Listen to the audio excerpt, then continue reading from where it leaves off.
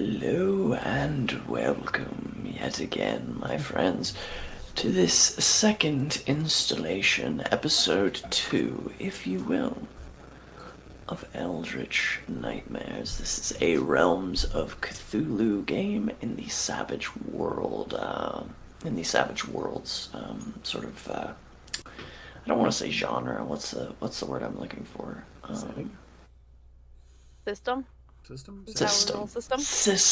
That's the word I was looking for. Perfect. Thank you for joining us. This is going to be a VOD exclusive for our wonderful VOD people. Thank you for tuning in.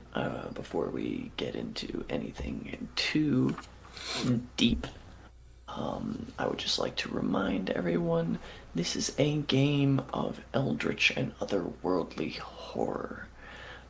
There will be subject matter which pops up which could be considered uncomfortable for anyone. This particular episode is going to deal with a lot of confronting the unreliability of one's own senses.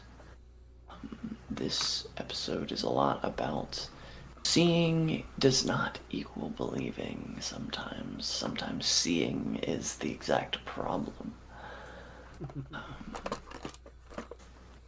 Again, just for a baseline, we will be avoiding any of Lovecraft's more complicated issues of his writing. Lovecraft was a complicated individual who grew up in a time where things were different and not necessarily acceptable by today's standards. So, with that being said, let's do a quick introduction of all the PCs, and then I will go ahead and give out a recap. Whoever would like to go ahead and start. But right before that, Guinness, please sponsor us. Hey Guinness, how you doing? How you doing? What's up, Guinness? Well, I'm 3LC, also Third Life Crisis. I'm playing Rocky McChesterson, a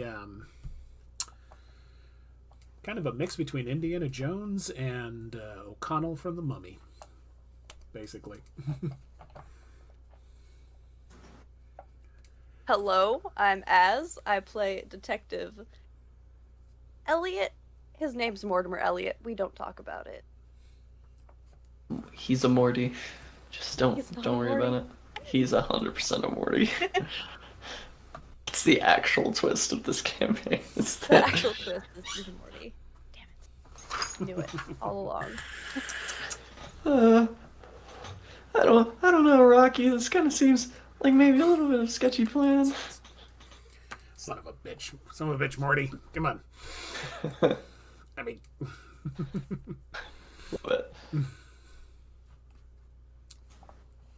You have a Milo currently? Yes. Hi, I'm Milo, and I am playing Dr. Nell Turner, and she is a doubting Thomas. There is nothing supernatural. There never has been. It's just beyond our current understanding, or we're not trying hard enough to see what the real answer is. I mean, come on, Turner. Your ghost is back. Come on. Yeah. Jerry's upset. Is Jerry back? Yeah. Mm-hmm. Interesting. Did we accidentally make Mulder and Scully? Yes. I believe so. Is that any better? Is Jerry still hanging out? Nah, just briefly. No. Oh, very cool. Hello, Jerry. For anybody who didn't know, there's a person who died in my house not too terribly long ago. His name's Jerry. He's really cool. Loves to hang out. Loves to fuck with my mic when we're trying to record. It's always a really good time. Yeah. So, with the recap of episode 1, because it has been a few months since we've gotten back to this game. Halloween. It was around Halloween. And it is now. It was February. the day before Halloween. Yeah. It's February, dog. February. Anyway, the session began with the revelation that every one of our intrepid investigators, for reasons perhaps unbeknownst to them, were invited to a induction ceremony to the Greystone Club, a social club in the northwestern rolling hills of Wales. Where we got introduced to our cast of characters in their wagons, heading up to the castle itself. As I stated once before, the year is 1921. The characters made it to the castle, where you were met by the butler extraordinaire, Mr. Malcolm Reed, who escorted everyone inside. There was a large gathering and the announcement that there would be a fox hunt this evening. During this gathering, some motivations were revealed. Rocky, being the ever socialite that he is, was under the impression that perhaps the president of the Greystone Club, a boisterous, jolly, large English gentleman by the name of Author Wainwright, was very much interested in the procurement of some of the relics, shall we say, that Mr. McChesterson seems to deal in.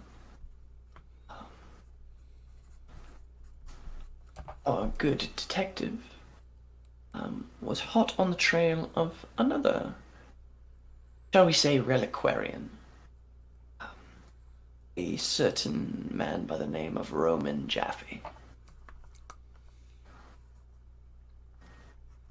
And our lovely Nell, Dr. Turner,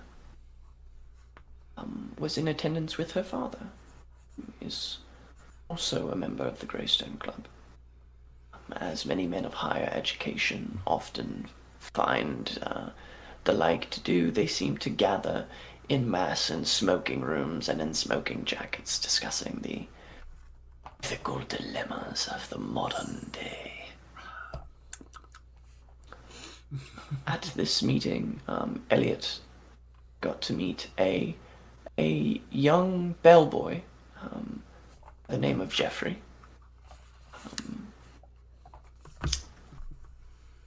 who introduced a few of the other prominent attendees, that there was a Miss Penelope Vincent, a journalist, a meddler of sorts. They're from the London Tribune. There would be so for those who did not want to go on the fox hunt, there would be an event, a rare opportunity. See the master painter, Mr. Augustus Tortorelli, paint a piece. It said that Mr. Tortorelli has never allowed a public viewing of a painting before. And so the fact that this would be an invitation and an event at the Greystone Club has been quite the buzz. There was also Colonel Eric Montgomery, a ranking official in the British Royal Navy, who was to be leading the fox hunt this evening. Also introduced to Miss Amelia Wehrmann, the German mistress and stable master of Greystone Castle, who made a comment to Miss Turner, I believe, that Mr. Montgomery had been acting strange.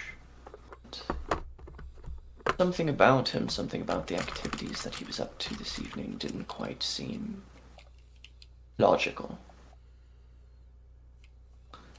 Okay. Also,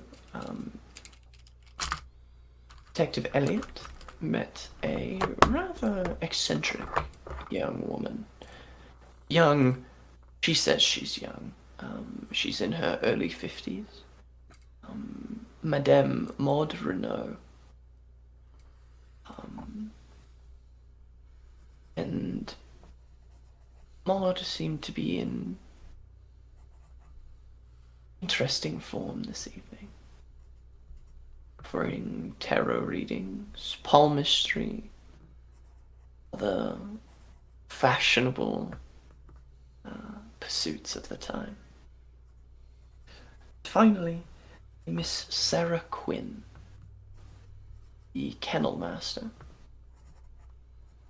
burst in just as everyone was getting to know each other, and just as Mr. McChesterson was getting his jabs in with Mr. Jaffe at the bar, and just as our Dr. Turner was speaking with Arturo Tortorelli, Augustus's son, and incidentally his manager as well, after seeing a very strange sight out the window. Miss Quinn burst into the salon and had a very quick word with Mr. Wainwright, who announced that it seems fate had plans of her own this evening. It seems that the fox has escaped. So many of the denizens of Greystone Club left in a hurry to begin the fox hunt in haste, while our team of investigators decided they'd rather stay in out of the cold and the wet. It was during this time that gas lamps faded,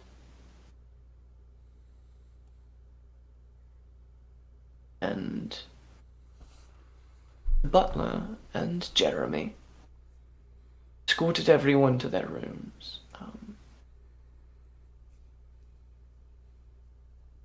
And Detective Elliot escorted Dr. Turner to their room, and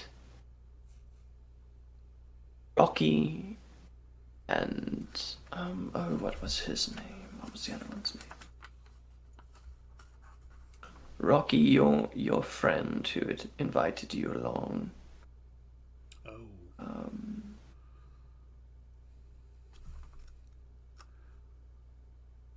I don't recall. Where's his name? It started with an R, I think.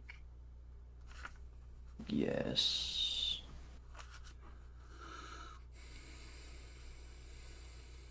Samuel Rothford.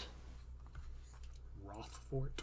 Okay. Yes, Samuel Rothford, who you had just completed a job for, and got very, very intoxicated at the bar.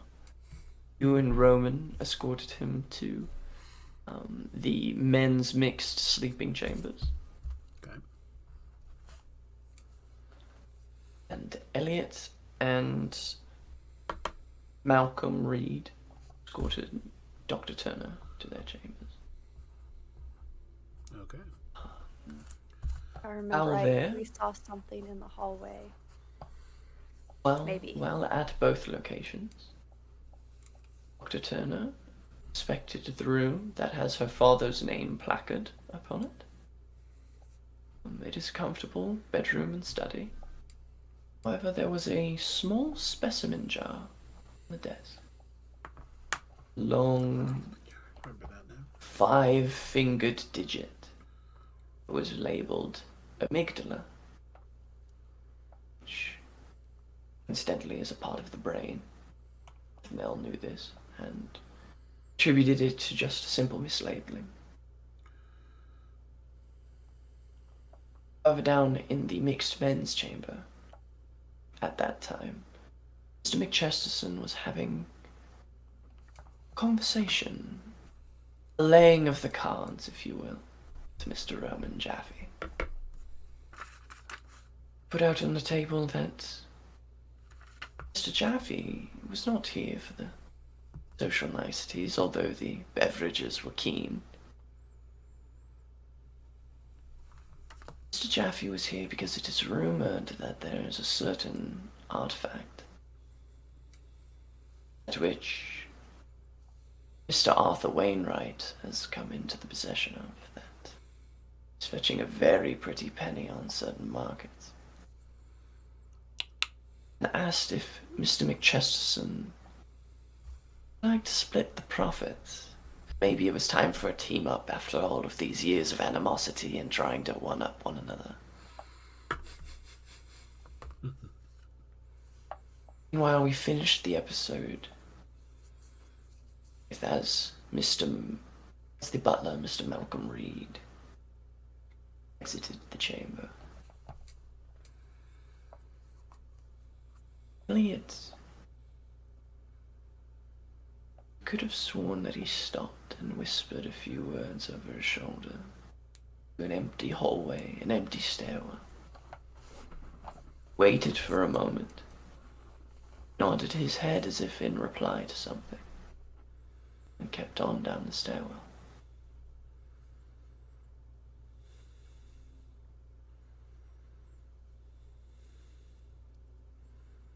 There was no one there. I think that was the last roll that they made.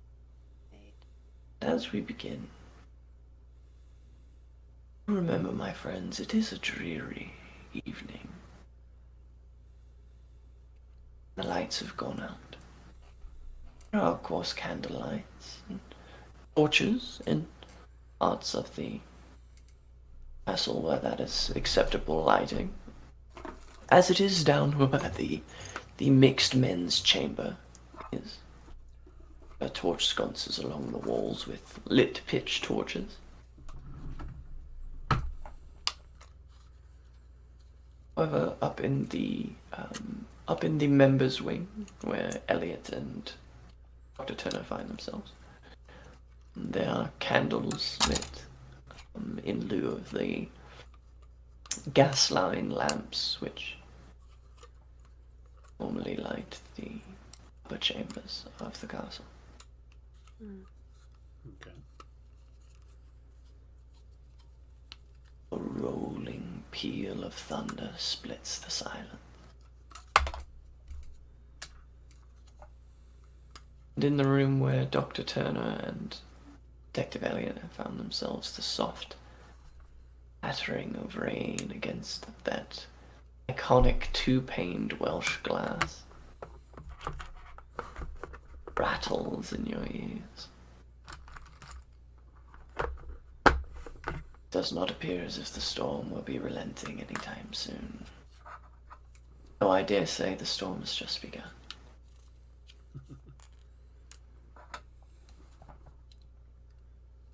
Seems a bad night for a fox hunt, if you ask me. But what do you have there, Dr. Turner? An improperly labeled specimen.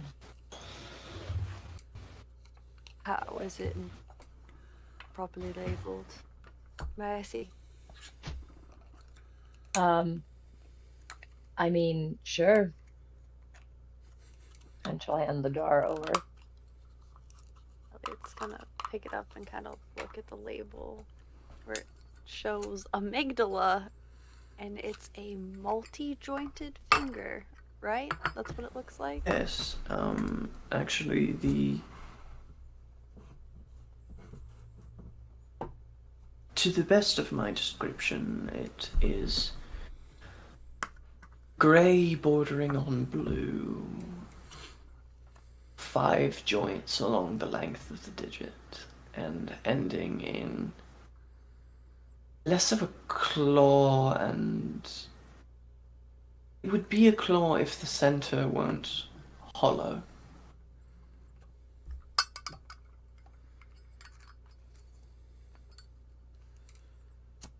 Is this one of your father's experiments? I mean, or specimens?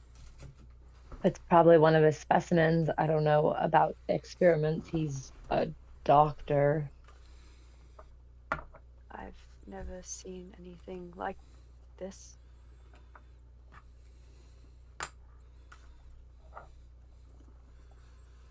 It's rather odd. I mean, there are oddities and abnormalities in people all over the world. True enough. But I have yet to run into anyone whose hands would fit on. But you haven't run At least no into person. her. Have you seen anything that has fingers that look like that that's animal? No. Then it has to be from a person. But given the color, either there's something wrong with your embalming fluid, or this is a curiosity in and of itself. You're right, it probably does belong in one of those carnivals. Museums.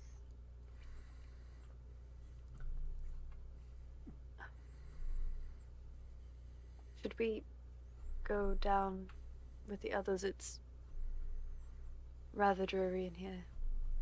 Maybe down where the actual gas lamps are. Well, the gas lamps Seeing went as how out. your father's... Yeah. Seeing as how your father's gone. Doesn't feel right to leave you alone. No, I suppose it would be best to join everybody else, seeing as how someone is absolutely bound to get hurt, if not killed, out in this weather, in this dangerous situation, chasing the fox. All for the it's pointless. It's a waste Never of been life. much for the sport myself. And I was trying to avoid saying that, but it doesn't seem that I need to be as delicate with you. Given your profession. Someone's bound to get hurt in the weather. Yeah.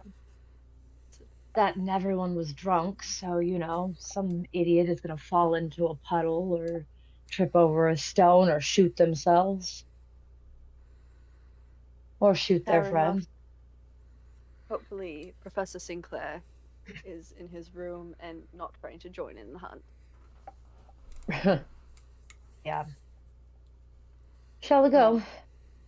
Yes, do you want to leave that here or take it with you? Oh, I'm gonna leave Looks like it it should here. be put away somewhere. She'll just set it back where she got it from, because it's, if it was on like a little tray or something. Let my father sort it out when he gets back. Yeah. And Elliot will offer his arm and escort Dr. Turner to the main floor. Don't be like that. I saw you. Very well.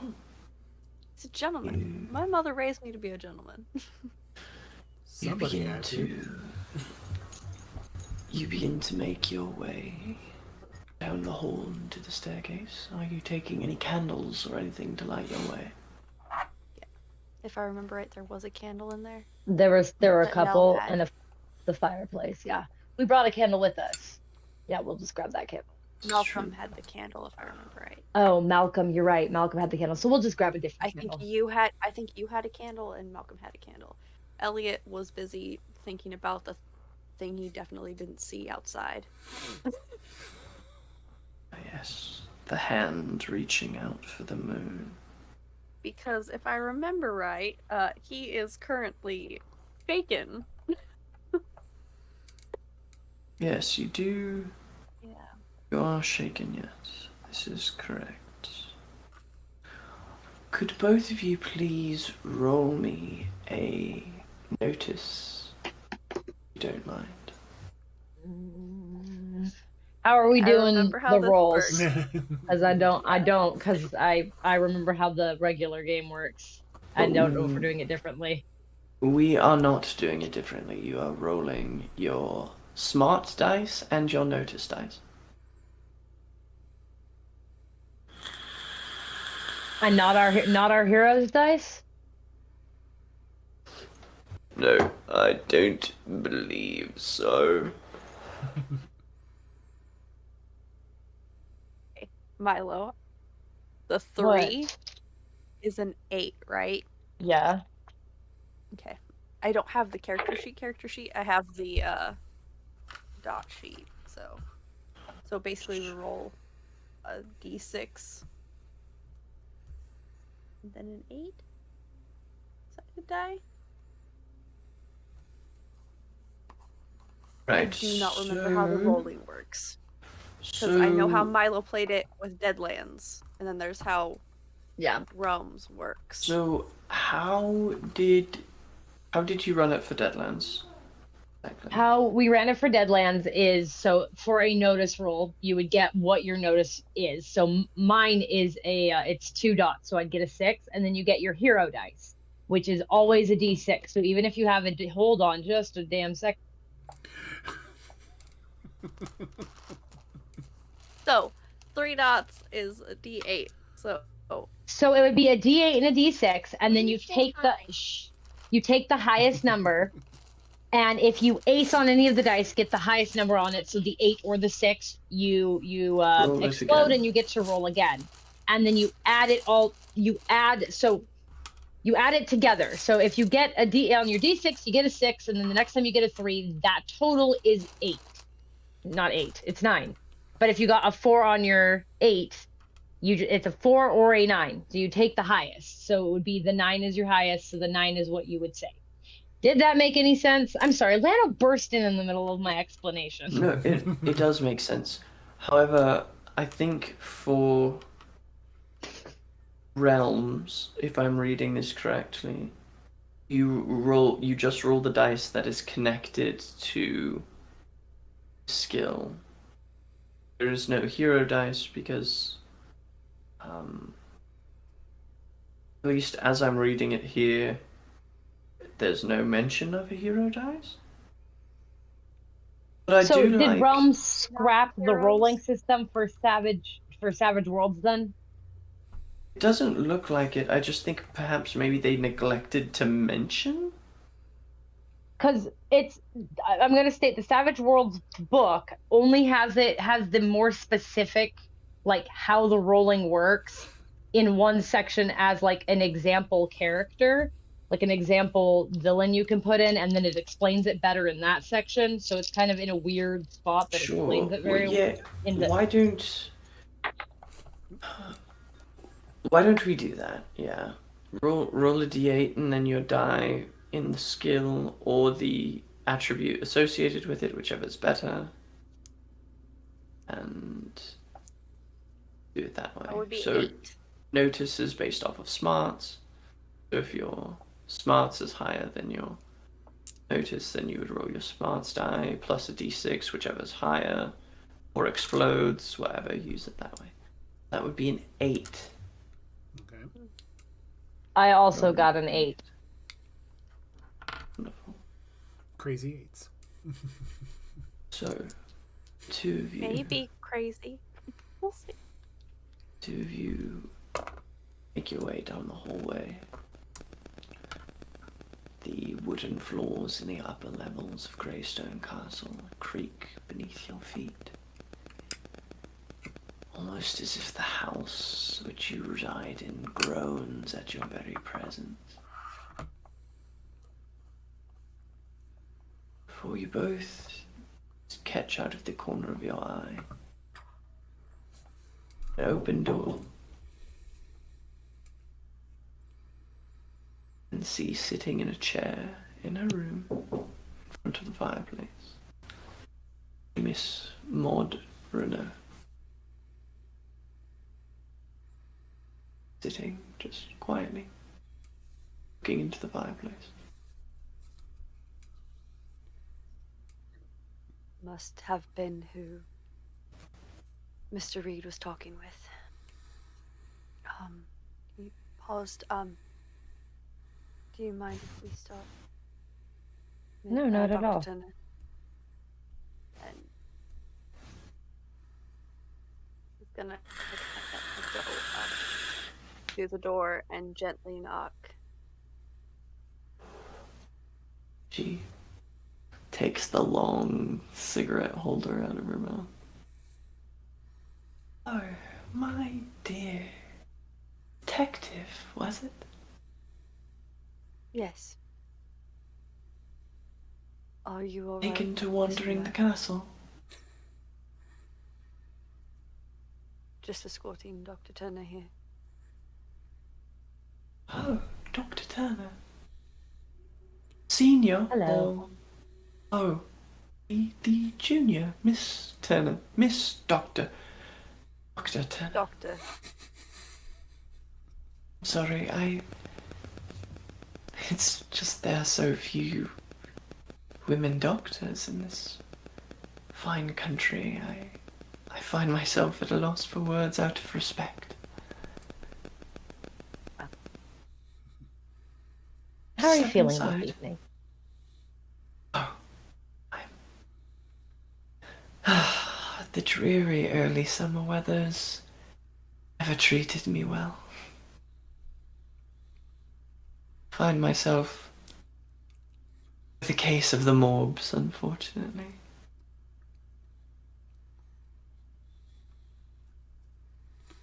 I'm sorry to hear that, Miss Renault.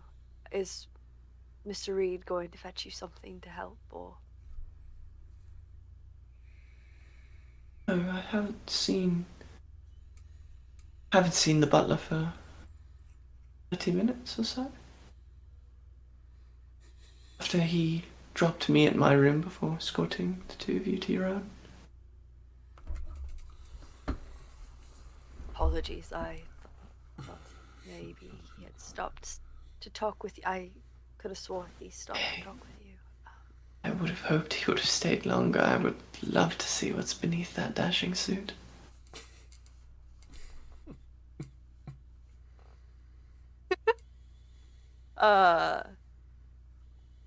Elliot's gonna kind of grab at his collar and just, well then, Miss Renault, if you don't need. Did you guys have a cuppa? It's so dreary. What do you think, Dr. Turner? Well, I'm pretty sure that the American gentleman, the loud one, was expecting yes. us. We did tell him we would be returning. Well, We did. perhaps I will have to read Unless your you tea would care leaves to join later. us. Oh no, I don't think my legs would tolerate it. Not at this hour, it's so dreadfully early. I prefer to do my walking in the night.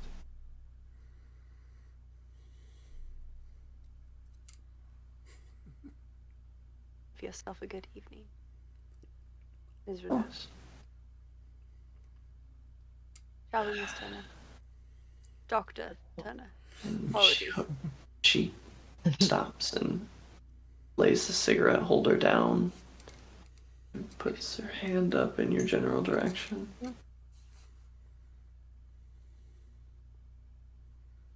Yes. Be careful, doctor and detective. Else perhaps you'll find exactly what you're looking for.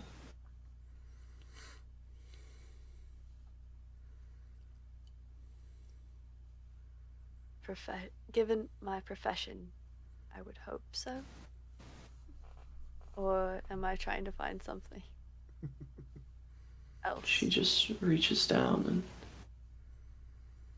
takes a hit off the long cigarette holder. And then looks back over.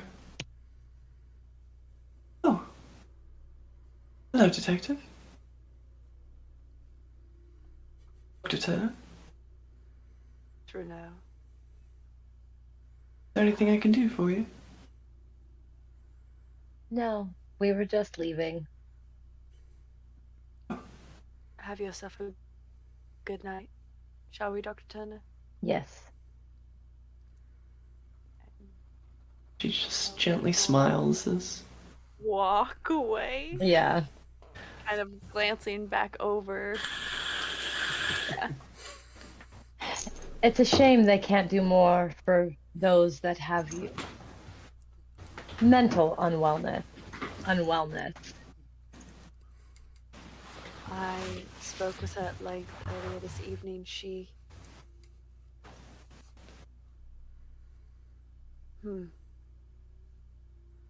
Rather odd. Odd. She's just a little bit of a loony. It's really a shame. She seemed rather competent. with a soft little peal of thunder in this perplexing predicament. The scene changes to My deepest apologies. good.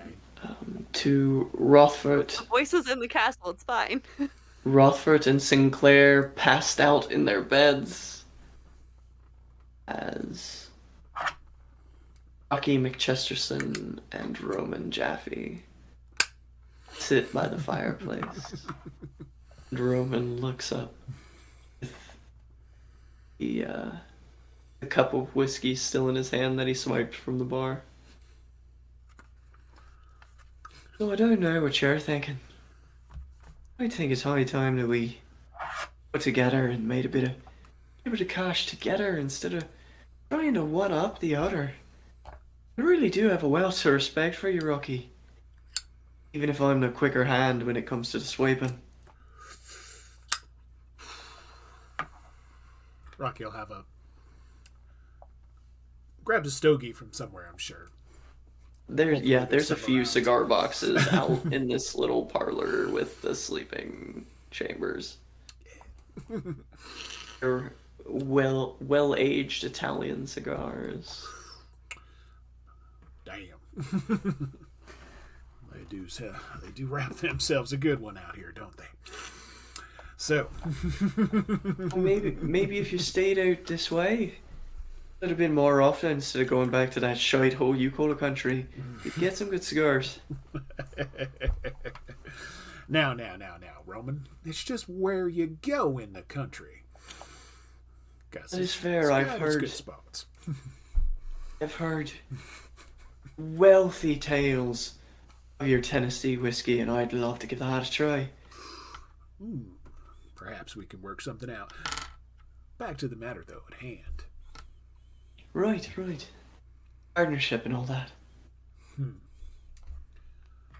Wow. Being as how we've been at this long in the business, why the change of heart? Got me curious. Change your heart on what accord? Wanting to work together instead of keeping the rivalry going. Just curious. Oh, Rocky, I always thought, my father, he was a mean, tight old bastard. I did learn something from him. If you're going to compete with someone, you might as well compete with the best. And up until this point, I believed that to be true, that you were the best. Nothing you've done's changed my opinion. It's come to my attention that there's someone else here looking for the relic. I see. No, I don't like when no names try and compete with me, so I'd rather team up with you and both of us get a cut than have to compete with nobody who's just getting their head in the game. Well, that line of reasoning seems pretty solid. Haven't even taken his 5 whacks trying to get into the business yet. He thinks he can come here and get the relic that I'm looking for? Absolutely not. Sounds a bit big for his britches. So all these newcomers in the game, all getting a big head.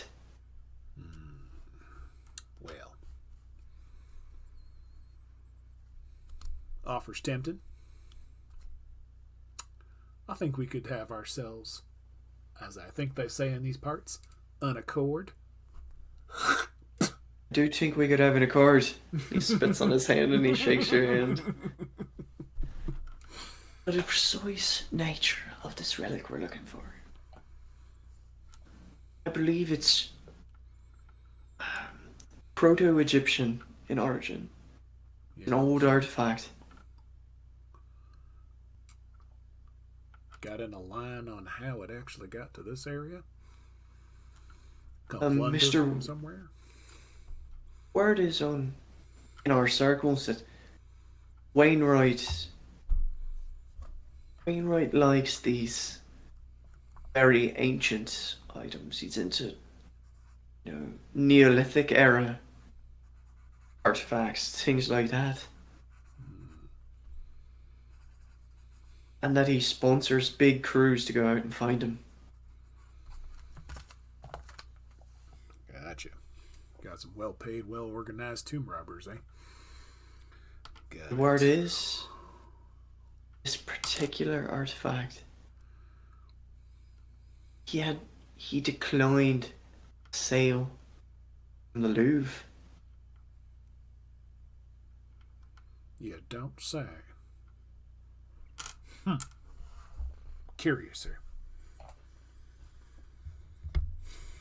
All right, then. They call it the Deep Pit Stone.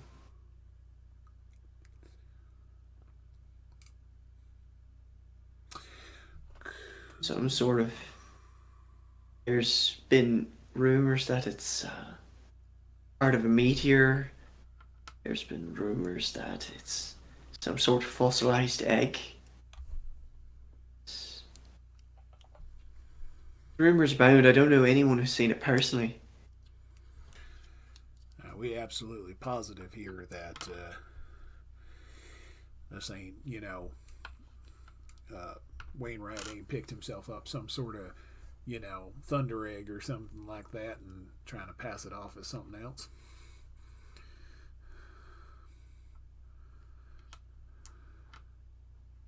You know a little secret here, Rocky. Yeah. I paid an art dealer in London a visit. Mm-hmm. He was supposed to broker the sale for the Louvre. A good look at the artifact. I can't say I know him anymore because kind of had a nasty fall. But he said it was unlike anything he'd ever seen before. Deep pits in the surface of the stone. Interesting. Almost looked like it had veins and things. Like there was some sort of alloy or mineral running through it. Not like anything he'd ever seen before. Interesting. This is a gentleman who I would trust his judgment on ancient art pieces explicitly. All right, then. So, Rocky's going to take a look around. Oh, FYI for everyone, obviously Rocky isn't the character's first name. Prefers to be called Rocky because his real first name is Herbert. I thought it was Robert. Herbert. Herbert Derry perfect. Dashwood. Herbert. I'm changing my notes. Possibly Robert, but I decided if it's okay, I'll go with Herbert. Herbert. He just Herbert's perfect. yeah. Herbert. It's not too fond of the name. Rocky just sounds so much better. We'll have something in common. It's perfect. Cool. All right then. So, well then, This is just sounding like the sweetest little gig of all time, then. We got to see about getting a line on, unless you got it already. Where's this being stowed at? I can imagine it's kept under some good lock and key. It's got to be, unless Wainwright's just absolute clod, which I'm very aware that he's not. Hey. Has Wainwright ever talked about doing any sort of viewing with it? You know, some of these folks like to show off their collections on occasion. I did hear he was entertaining the idea of. And he looks around. Mm-hmm. I think that he wants Tortorelli to paint the thing. That's why they're doing the painting here tonight. Right then. Where's the painter at right now? I'm not quite sure, but I imagine that if the painting's still on for tonight, probably getting the studio ready. Got it. Well, this might be the good chance, considering the weather's a bit tumultuous out there. I don't know. This could be a night we could take a crack at it. Right. We can at least get a good look at it. At least painting the damn thing. Absolutely. We might be able to get our hands on it en route back to wherever Wainwright's storing it, so that we don't have to go through all the hoops and the ledges. It's a damn thing. I hear you. All right, Roman. I'm gonna see if I can rustle up some info on that painter and see what we can find out where they might be getting that studio set up. I think I could charm a little info out of somebody. I know that the studio where we're supposed to be observing the painting is the observation gallery in the east wing. Apparently, for a short amount of time, there was a school that was attached to the castle. It's slowly been worked into the castle grounds. Alright then. I think it's maybe time to do some moseying. Sure. Right around that time is when Dr. Turner and Detective Elliot reach the men's mixed sleeping quarters.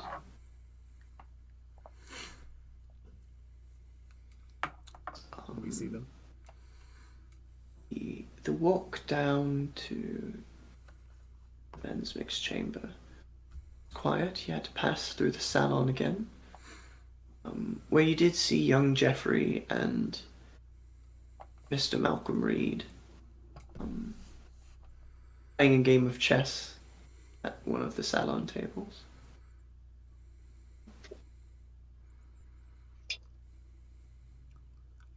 Elliot will kind of nod to Jeffrey and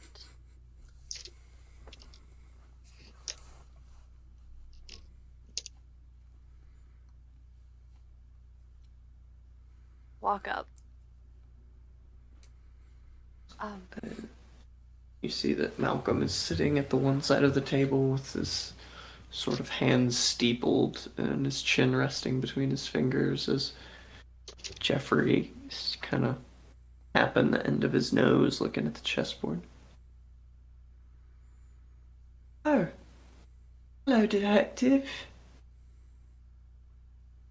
Hello. Who seems to be winning?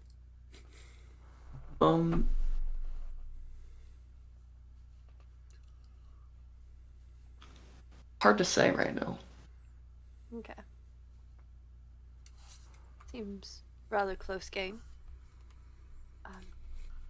Apologies for the interruption, but I was curious who all was staying in that wing. I did see Madame Renault and obviously the Doctor's Turner. Just curious if there was anybody else up there. And Jeffrey reaches down and kind of grabs the keyring on his belt and flips through it.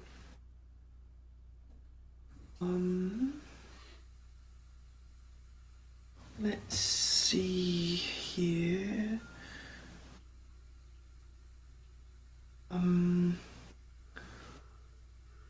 Mr. Colonel Montgomery, staying in that wing. And he's on the hunt currently. Father and son Tortorelli have rooms. They're members of the club.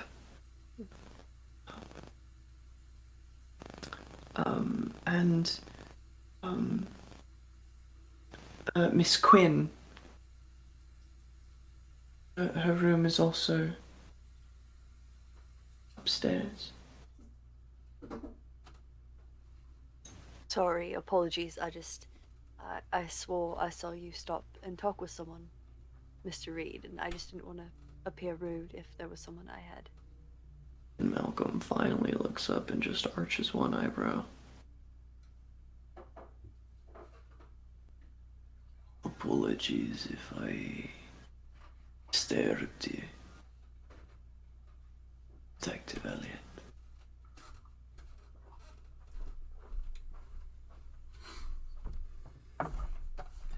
Looks back down to the board.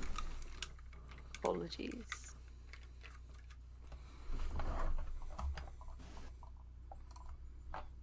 And Jeffrey looks up.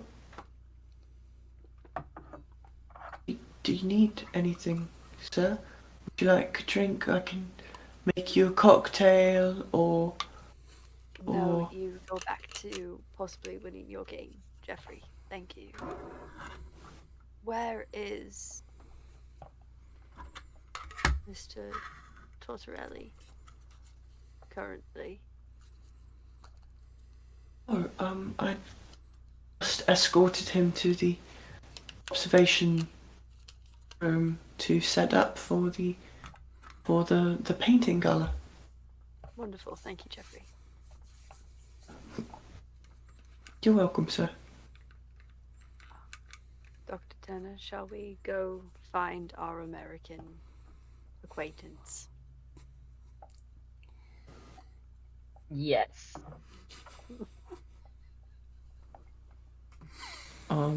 Nell, Yeah? roll me a notice. Damn it. Okay. No, it's not a bad pool for me, but No.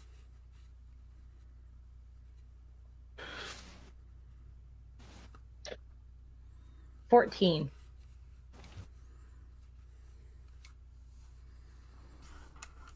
You see that while it looks from the angle where Elliot is standing, that Malcolm is looking at the table. Only his right eye is slightly shifted and is looking directly at your right hand. My right hand. Mm-hmm. I'll look down at my hand. Hand. It's just my hand. Mm-hmm. Is he still looking? Kind of ish. By the time you look back up, he's taken his hands from the steepled position and is just rubbing his eye. Before you go back down into the steepled position, and both eyes are looking directly at the chessboard. Rather unfortunate. You should probably have that looked at. What was that, Dr. Turner?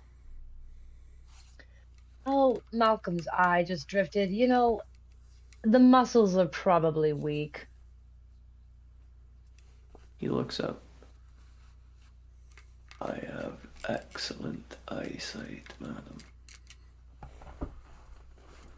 Well, then that is a very fascinating ability that you have. What do you mean, Mum? Well, the ability to look in two different directions.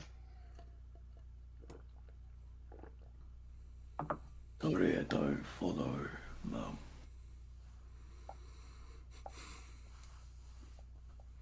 You have a good night.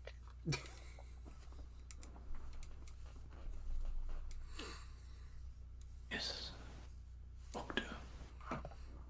You as Sorry. well. Jeffrey. Thank you. And he once reaches out they're- and he takes his knight and moves it a few squares. Checkmate, Master Jeffrey.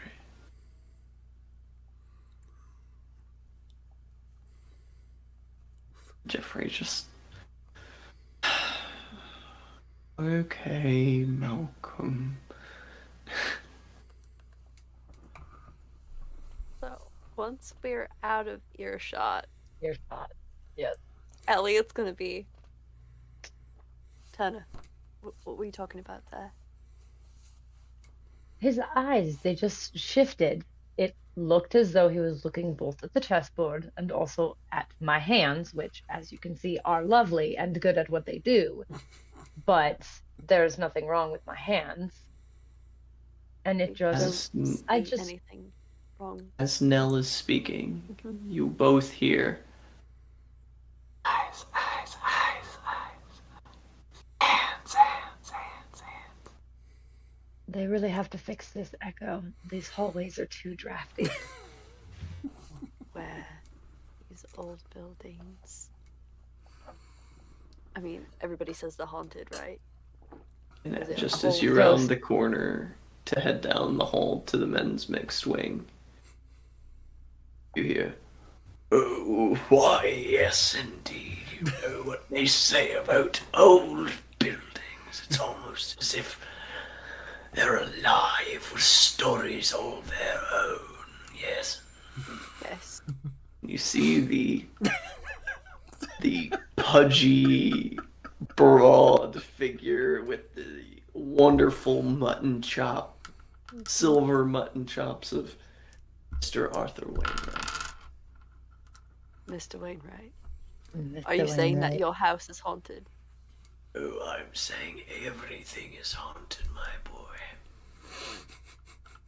The amount of cultural genocide on this planet simply wouldn't allow for the spiritual square footage. We could also say we're haunted if we believe ghosts live inside us. So All the same. Very Living flesh and all. astute. Very astute, Dr. Turner. Yes, we are all indeed haunted by ourselves. Of course. I mean, what are we but memories? did you end up getting your sausages? Oh, I found the whole lot of them in the kitchen. It was lovely.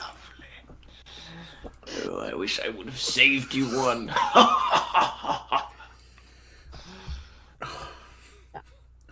We'll have to take your word on how good they were. They were delicious.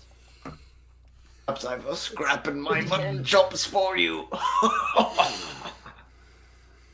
I did hear that the painting should be soon.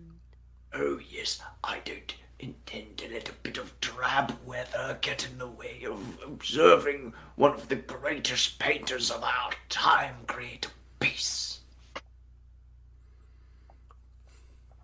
See, lighting and all that, or was the painting of the fox hunt? I see how that could dampen things. There's been, I must say, it has been a bit of a caper of deception on my behalf. There will be no painting of fox hunt. That was never the intent. I have a certain addition to my collection that I would like memorialized in oil. It's a very special piece. I'll tell you nothing about it to preserve the wonder of surprise. But you are the most whimsical when it comes to these things, aren't you? No. One must always remind oneself that seriousness and intensity just weigh down the soul, which could be used for much more productive thing. Like our good detective here, using that whimsy of curiosity to find the truth. Now that I find to be quite productive. It is my job, after all. And why do something if it is not what you love? Exactly. Everything happens for a reason. Just sometimes that reasoning is beyond our There is no reason. There is no Sometimes reason. the reason is that there is no reason, eh? Sometimes. What greater goal is it that we spawn from whatever primordial soup that we climbed forth from? To what end is it that now we stand upon the precipice of motorized travel for everyone? What is the point of all of this? What is the point of existing? What is any of it? And I think that for some question, reason need be no less simple. Why the fuck not? I see, Mr. Wainwright. I am going to go help the Misters Tortorelli finish readying the observatory. Is that where this will be happening? Oh yes, there must be good seats, good views from all angles to see this piece come to life upon the canvas, to be immortalized forever in oil and shape. Must be quite the addition to your collection.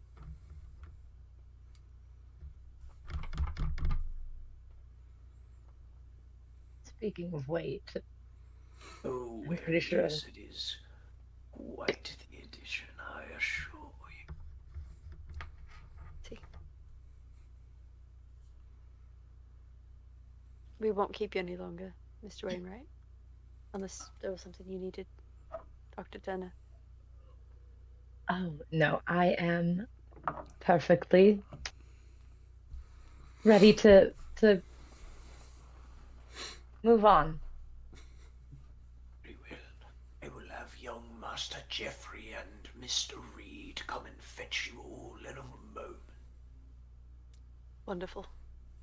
Thank you. You've been a fantastic host. It has only just begun, my boy. Only just begun. You haven't even got to try one of my sausages yet. I never thought I'd have the pleasure. And just...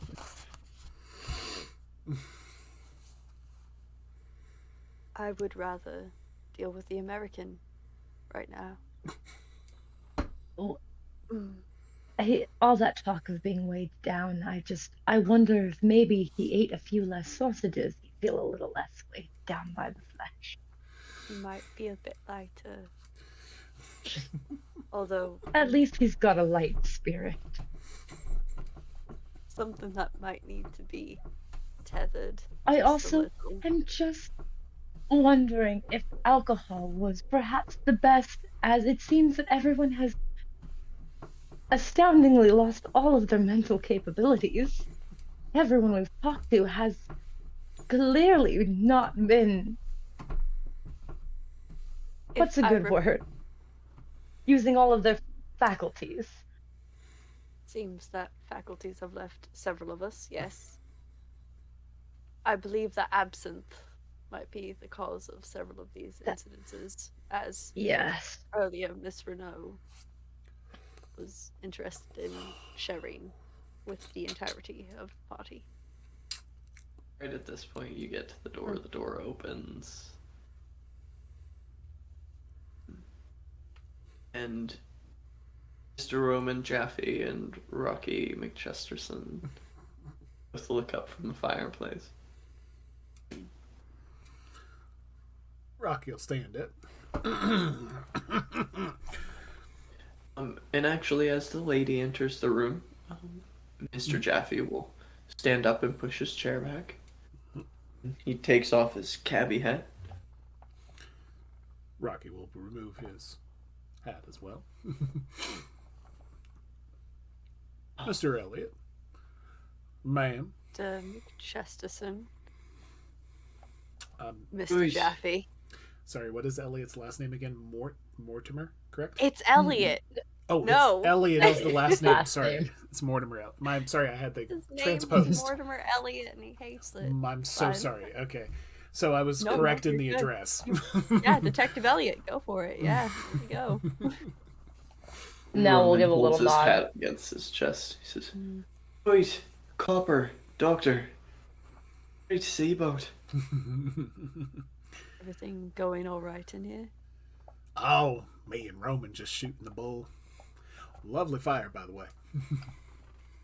I hope neither of you had the absinthe. It seems to be making everyone in this place a little bit mental. Didn't have me know their absinthe, but I think there was a shot of bourbon. Might have had earlier, just to cleanse the whistle. I try not to chase the green fairy. We have several rules against fairies and the chasing thereof back where I come from. There's several here as well. Rules, that is, about all that. Right. Sure. There's So- also several rules that have to deal with selling the Irish back land that belongs to them, right?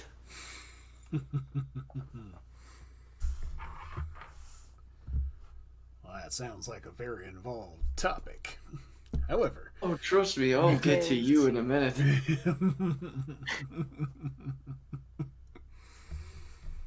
However, What it do we is owe to rather- pleasure?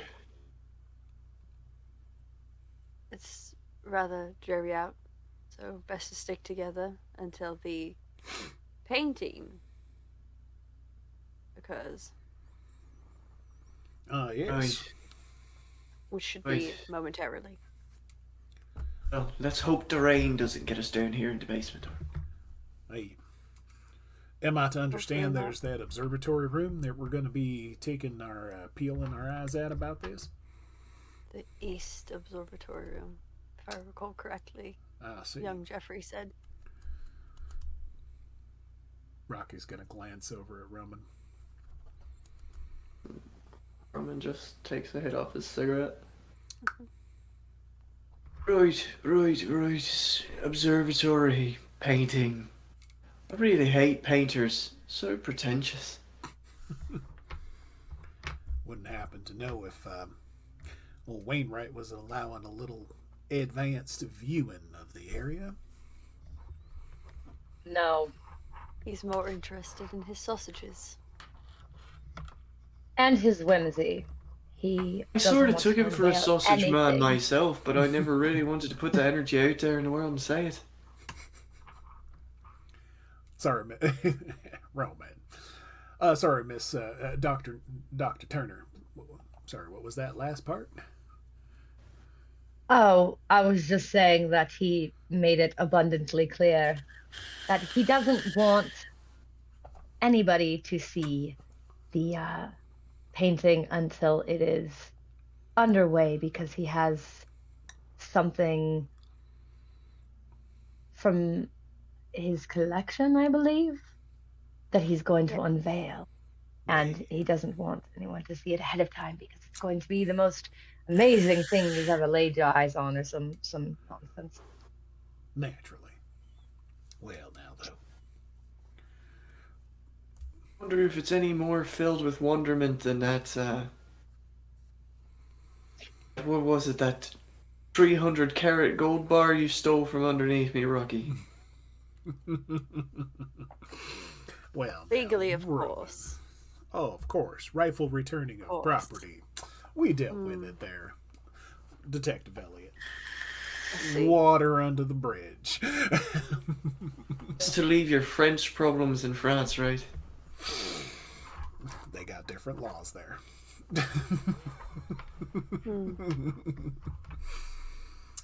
But It's outside my jurisdiction. It's outside my jurisdiction. Don't bring it into mine. Right, you Detective Elliot. Scotland Yard.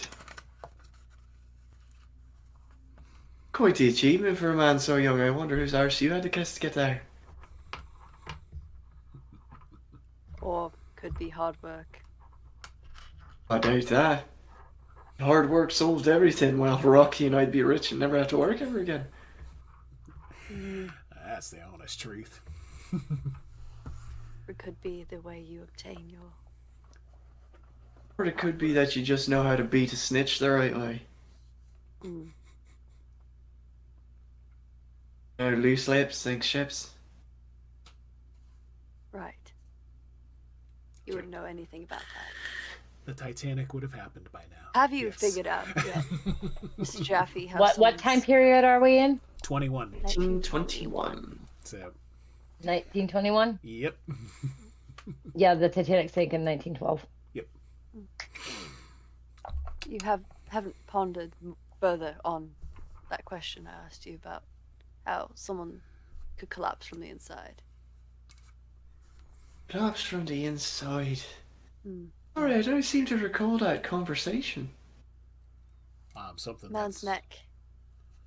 Oh. That was like a nasty fall. See. And to be fair, I think you should be asking the medical doctor in the room. I was about to say, I imagine we'd get the good doctor's opinion on this. What do you think, Dr. Turner?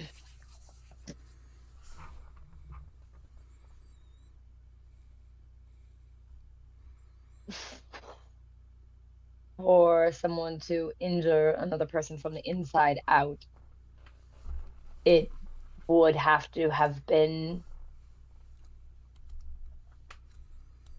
more than likely something. Well, you said there was no damage to the mouth No bruising area. to the mouth or the neck.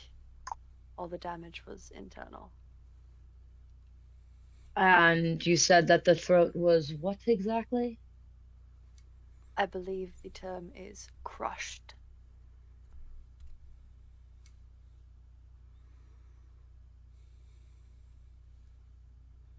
Fresh from the inside out. Well, it would definitely indicate either something coming out or something going in and causing that damage. The only way to do it without damaging the outside, at least. Strange. It's a very curious case. Sounds like witchcraft to me. Witchcraft is Witchcraft. nonsense invented by the feeble-minded. You try saying that to the woman who predicted that my mother would have 7 boys before she was 6 years old. 7. Coincidence or luck? So you do know a thing or two about witchcraft then? Sure, Is that right, Mr. Jaffe? sure. Every God-fearing Irishman knows a little bit about witchcraft.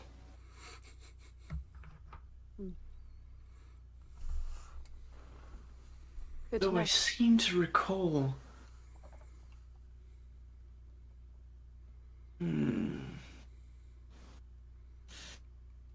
seem to recall that witchcraft has a bit more to do with the English than the Irish.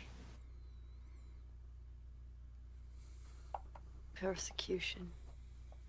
Right. Wow, Brits persecuting someone. Wow, what a foreign concept.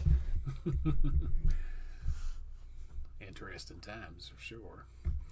Now, about this Interest in it is if it was the observatory. means of death. Oh. Or the case I'm investigating, so. Apologies, Doctor. Sorry, Detective Elliot. You're almost there. There's a lot of titles in this room. My American friend. So, I think he's stumbling through the last bits of his class. Are you Forget sure him. you didn't have any of the absinthe? Did you talk to Miss Renault? Because I have not had reason to talk Dangerous with a woman. Miss Renault. So, You go to work on your French, Rocky.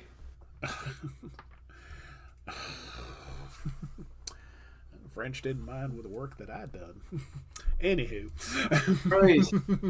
All the We're hard gonna talk legwork about that what- I did that you took the credit for. Right.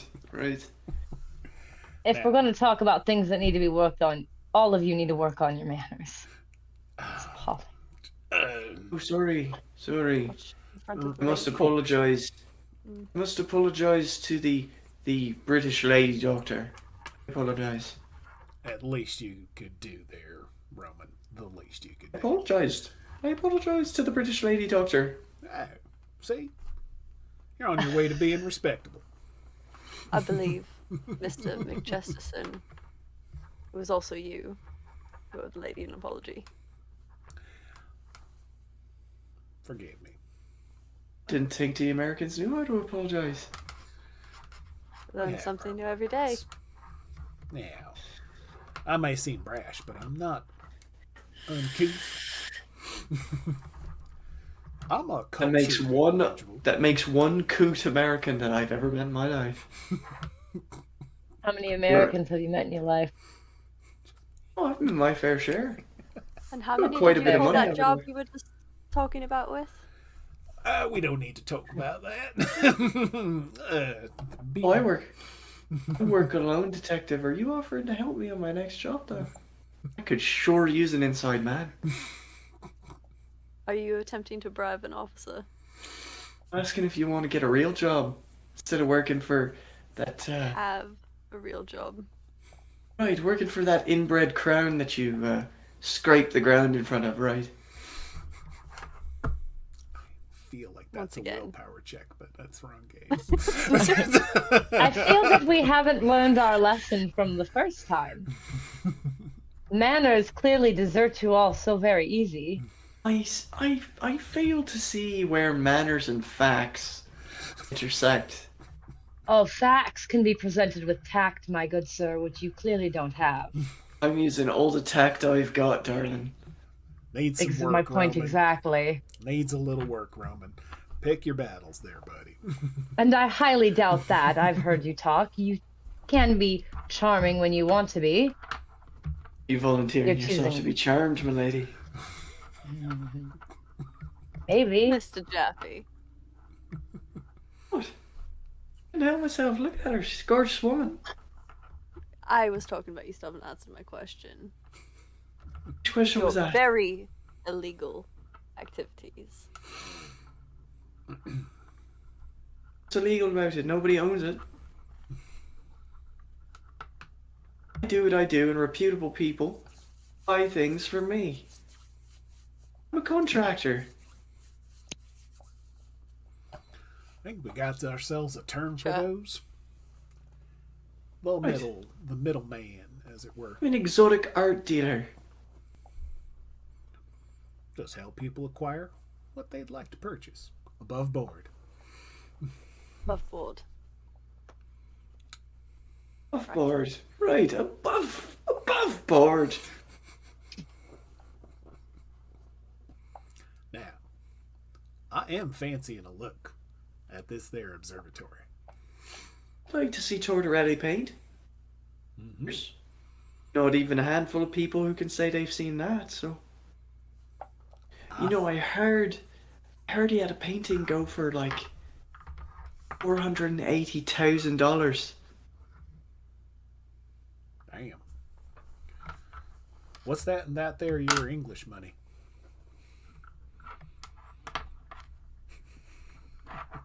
On the exchange rate at the time. Right now, it'd roughly be about £300,000. It's a pretty penny. a pound in this mansion. Right, enough to buy this castle, per se. Do you want to buy a haunted castle? Apparently, we're all haunted. not- According to Mr. It's Wainwright. not haunted. Oh no, any of the castles not that I'd like to buy are haunted. haunted by British soldiers. It's drafty. It's a drafty. It's not haunted. That's kind of As he its said. charm, Dr. Turner. It's a little drafty. Everybody, Got a little everybody, creaks and groans to it. Lots of everybody different- likes a good ghost story, Dr. Turner. Everybody likes a good ghost story because they know they're not real. I pity the fool who doesn't think a ghost story is real. Take many things Urban into le- account. Some legends have basis in reality, but are over embellished to make them sound spookier or more magical than they really are. Someone sees a dog and they're instantly, worried because some fairy legend says the dog is an ill omen. But in reality, it was a coincidence their father died and they chalked it up to nonsense. But you don't believe in the Grimm. I don't believe in the Grimm. I believe it's a dog, and I believe people blew it out of proportion. You obviously have never gotten lost in the moors at night. No, because I'm not foolish enough to walk out there at night where it's dangerous and you could get yourself killed. Come take a moonlight walk on the moors with me sometime, darling. I'll show you some magic. That's a tall order, Roman. But I've got a little bit of magic in me. Let me left pinky. Keep an eye on it. So, observatory, was it? And right about that time, the door opens and Jeffrey comes in with a candle. Hello, masters and mistresses. Hello. Hey, Jeffrey. You're here to take us. So I'm here to be your guide to the observatory. Lead the way. Yes, sir. And Thank you, Jeffrey. he turns and grabs one of the torches from the wall. Rocky will nod back at Roman. He just kind of gives you a wink. As you guys make it to the base of the stairs, where Jeffrey puts the torch in an extra sconce, takes you up the stairs, back through the salon, and through the doors that were in the corner by where Nell was looking out the window. Milo looking out windows. And takes you into the hallway beyond the door.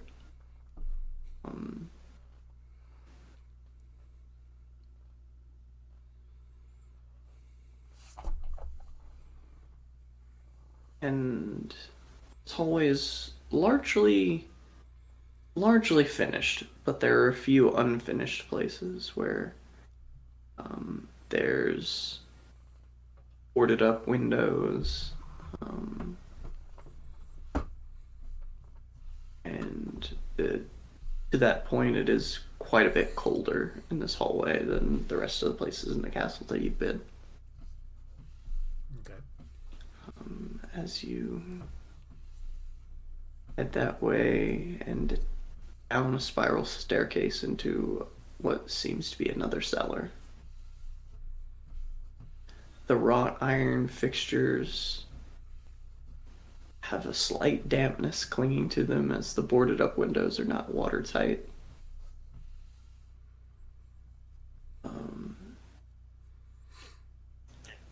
And you descend into a cellar. There were these wide oaken double doors.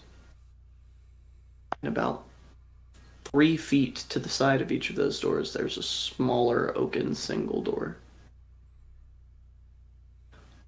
And Jeffrey stops. Would you like balcony or floor seating? A balcony gives a the best view overall. I believe you're correct in that, Dr. Turner. Balcony sounds intriguing. Oh, the left balcony seats 3, the right balcony seats 5. Will you Left. be joining us on the balcony, Miss Jaffe? Oh, I'm not quite sure. I've got a deadly fear of heights. I promise we won't push you. After the comments I made, my darling, I wouldn't blame you if you did, so I'm going to politely take a floor seat.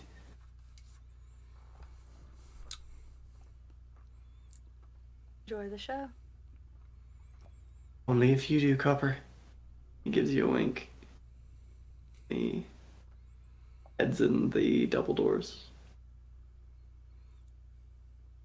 The left side balcony it is then.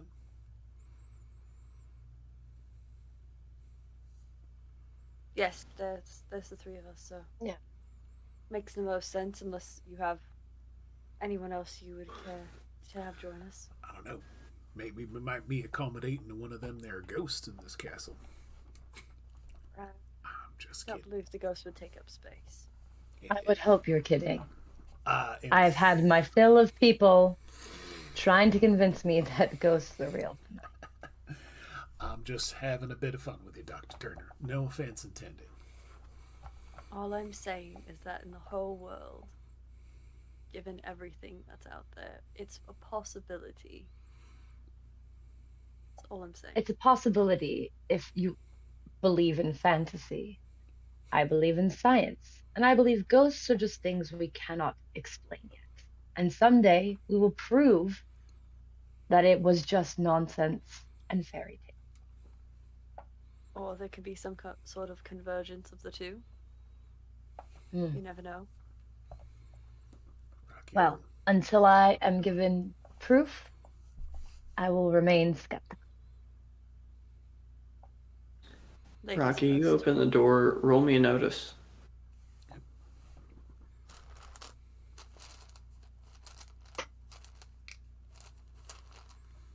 And just to confirm, we are doing the die for our smarts, the die for Or our your- notice. So what you're gonna do is you're gonna roll your either your smarts or your notice, whichever's higher, and then a d6. Okay. My smarts is definitely higher than my notice, so I'll be doing that. And I'll let you know what that is here in a sec. 10. If either of them are the highest die side, they explode and you roll again. Nope. So 10. I mean, sir. 8. My bad, I can't count. Maths are hard. My You open apologies. the door. You open the door, Rocky, and you see the gentle staircase leading upwards. But you also catch just out of the corner of your eye a flicker of movement. And you look, and you swear for just a split second you see 2 glowing eyes recede into the wall.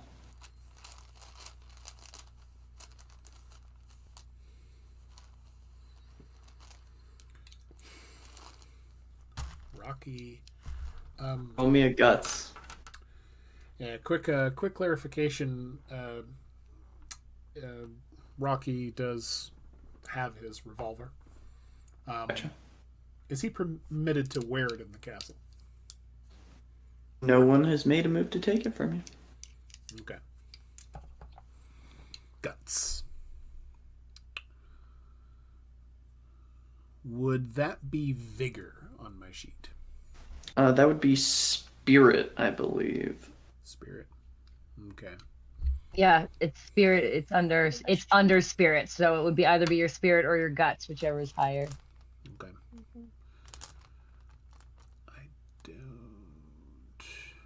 I don't even have guts listed, so I'm assuming it's spirit. So, like I have 2 dots in spirit, 1 dot in guts. So I have 3 in both. you're the doubting Thomas. I have a lot of guts because I'm a doctor. I have to be able to cut people open and not Scully. pass out. Scully. Yep. It's fine. We made Mulder and Scully, and we'll see which one goes crazy first. Pretty low. 4. 4? Mm-hmm. Or Rolling a 6 and my spirit dice. Yep, just total 4. your blood runs cold. In the split second that you saw it, you kind of jitter, and by the time you make ready, grabbing towards your firearm, whatever you thought you saw never existed.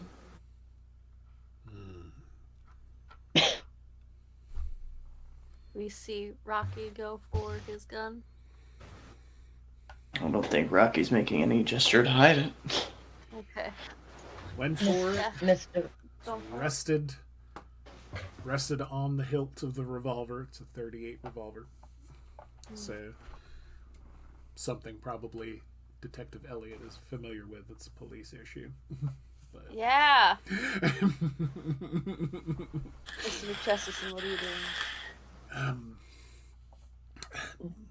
Sorry about that. Yeah, sorry. It was just Planning on shooting on anyone tonight? No. It was just there was just something. I thought I just saw a little something.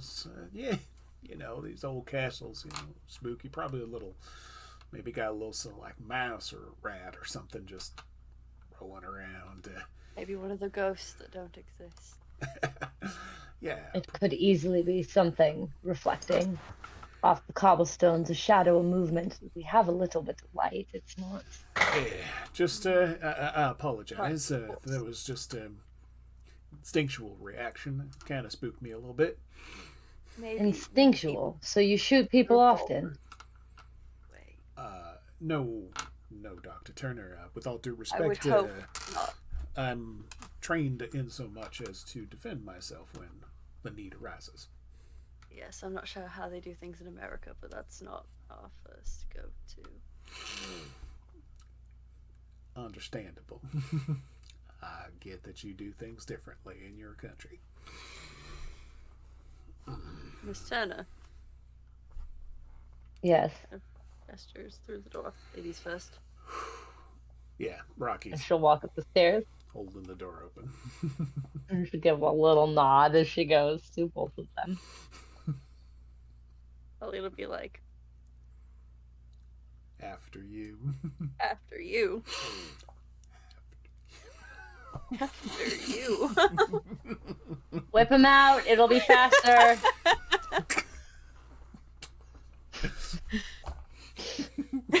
So you guys head up the stairs. We set up the stair. I'll go glancing back on occasion to the officer of the law. Yeah. Got my eye on you. I'm insulted no one wanted to look at my butt while I walked up the stairs. What the fuck? I was just about to make a Gentlemen. comment. Like, You guys make it I don't comment to on it. top of the stairs and find 3 very comfortable velvet-lined seats bolted to the floor at the top of the stairwell, overlooking what you now see is very much a classic recessed observation room, much like medical procedures were taught in at this time. Mm-hmm. gotcha. Familiar. However, the ceiling above you is vaulted to the point where, with the current lighting, you can't quite see the ceiling. Mm. And you could have sworn you didn't go down that far.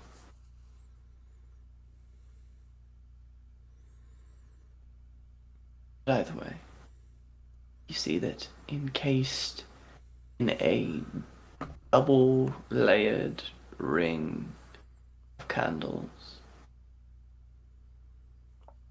with an easel in front of him with a canvas upon it and a color palette in one hand and a brush in the other. You see the middle-aged form of Augustus Tortorelli in his black Italian fitted suit. She is now taking the jacket off of and putting a painter's apron on. You see his son Arturo sitting in the front row. And you see across from you in the other balcony sitting Mr. Author Wainwright, Mr. Malcolm Reed, Madame Maud Renault.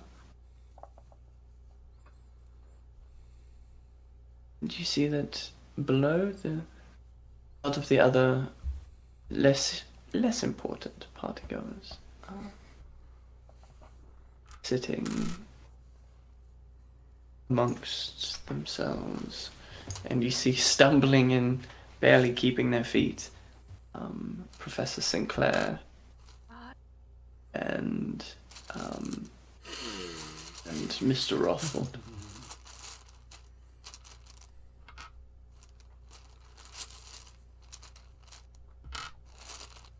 As you sit down,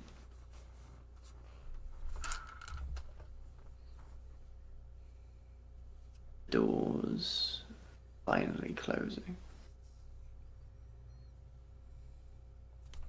Arturo turns around and stands from his seat. Welcome to the first of my father's exhibitionary paintings. I am Arturo Tortorelli. This is my father. Of course, you all know the famed painter Augustus Tortorelli. We are so glad that you all decided to join us this evening for this momentous occasion. And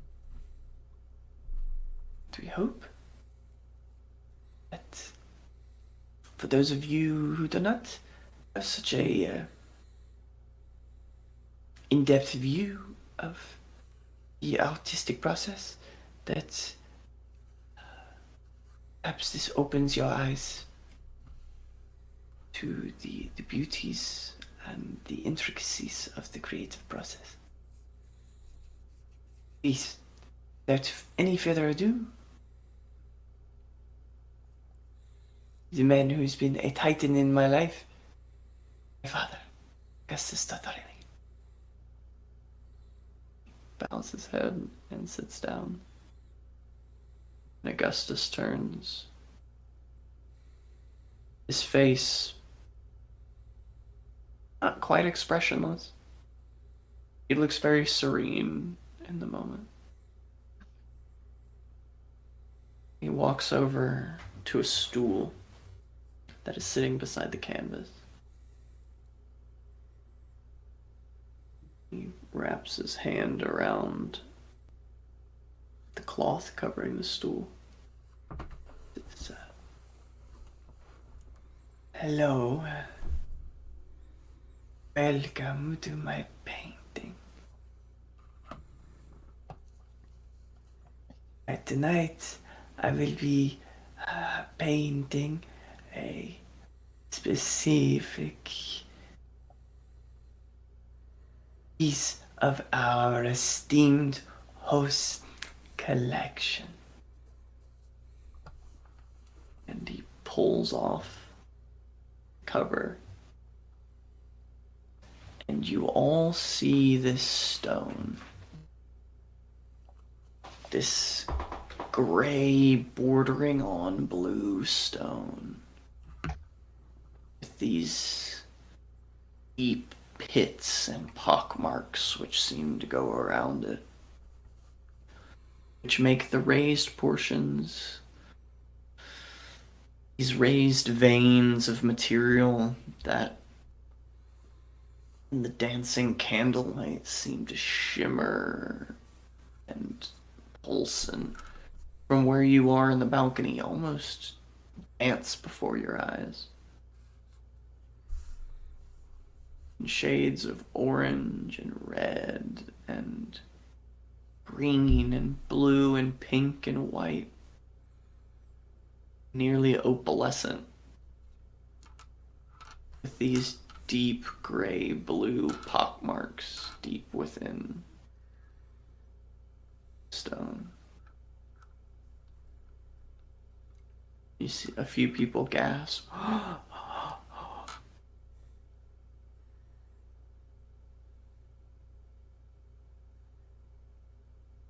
As Augustus turns and begins to paint.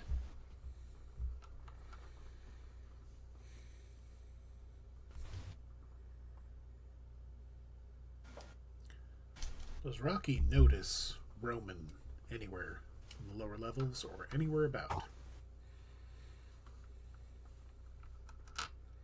Roll me a notice. Okay. Elliot's gonna get up and move to like the edge of the balcony to get like a almost closer look at what's going on. Okay, so this time, reading the dice correctly, an 11. So I have one that came up as a 6, so I can re-roll that again and add it. Okay, so I have 11. And that's Gesund. Bless you. With the re-roll, that's a total of 15. 15. Mm-hmm. All right.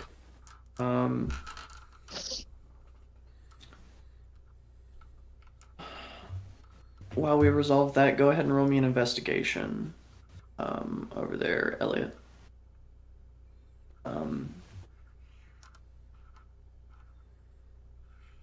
You do see our good Mr. Roman Jaffe.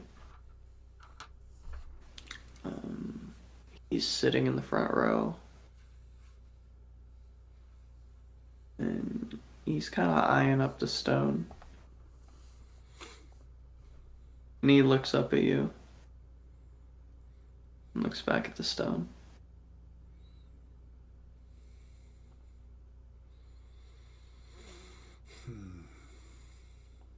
Scoping it out.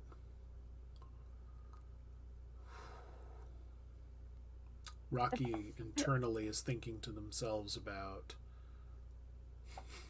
Rocky's internally thinking to themselves and kind of taking in the whole scene here, thinking about like keeping as much of a line or a mark on the statue itself, and however long the actual event is going to be for the painting, depending on how long this takes, is going to try to at least keep a line on where this might get moved to when the painting is not occurring. Okay.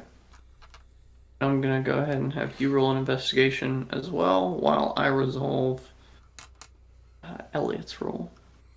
I am so good at my job. Just not right now. You're taking a look. Mm-hmm. It's a strange rock, but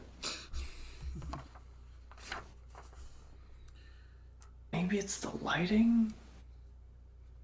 But it's like it's almost at points blurring out of view, even though you know it's sitting right there. You know it's right there. Is it there?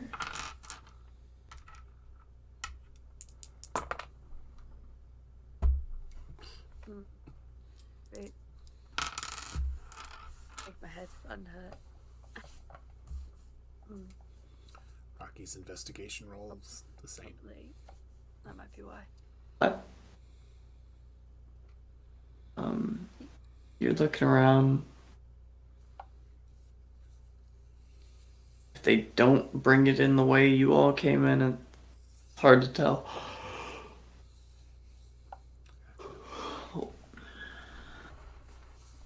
Rocky's going to glance over to Elliot and Turner and just kind of take in their reactions for seeing the stone. What is Nat's reaction? We haven't heard from Nat. No. Nat. Not Nat. Again, Not Nat. again. Nat's not here. Leave Nat alone. She's going through enough already. I've had Nat Turner on the brain the last few days, so. Turner. I mean, it's a lovely stone. Very beautiful. Not a geologist. Fascinating. Would be fascinating to know where it came from, what region, how. It's just a really nice opal. And with Also, your, Nell is paying a closer attention to the painter. I was about to say, with your education, Nell, watching this man paint and knowing the skill that it takes is breathtaking. Like, it feels less like he's painting and more like making a photograph. It's astounding. Each brushstroke is impeccable in both its pressure and its movement. It's like the oil paints are listening to him. Like, they're not blending in spots where normally they would with a less skilled painter. I mean, his skill is absolutely apparent.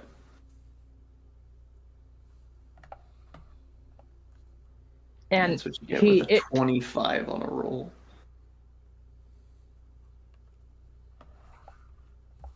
He is painting effortlessly. And it is not diverging in any way from what the stone looks like. It's basically an exact replica, or at the moment it looks like it's gonna be. Roll me a notice. All right. This is my good one. I feel like this is like You got this. I feel like if Bob Ross was doing occult paintings. Bob Ross characters have been ruined for me. 13. I know, I'm so sorry. You do notice. You see the vague indications of the stone.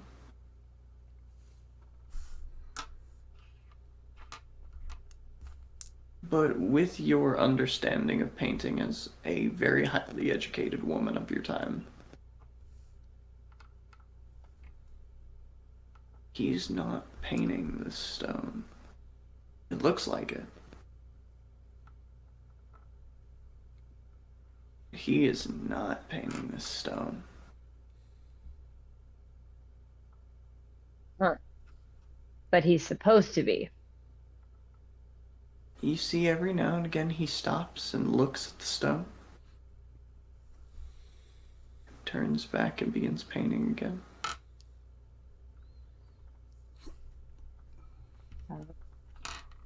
What does it look like he's painting, if not the stone? Is it not an exact replica of the stone, or? You rolled a 13? 13, yes. You're familiar with Tortorelli's painting style. He's not quite an absurdist, but he definitely is bordering on surrealism. Okay. You're seeing a neck and a body beginning to take shape.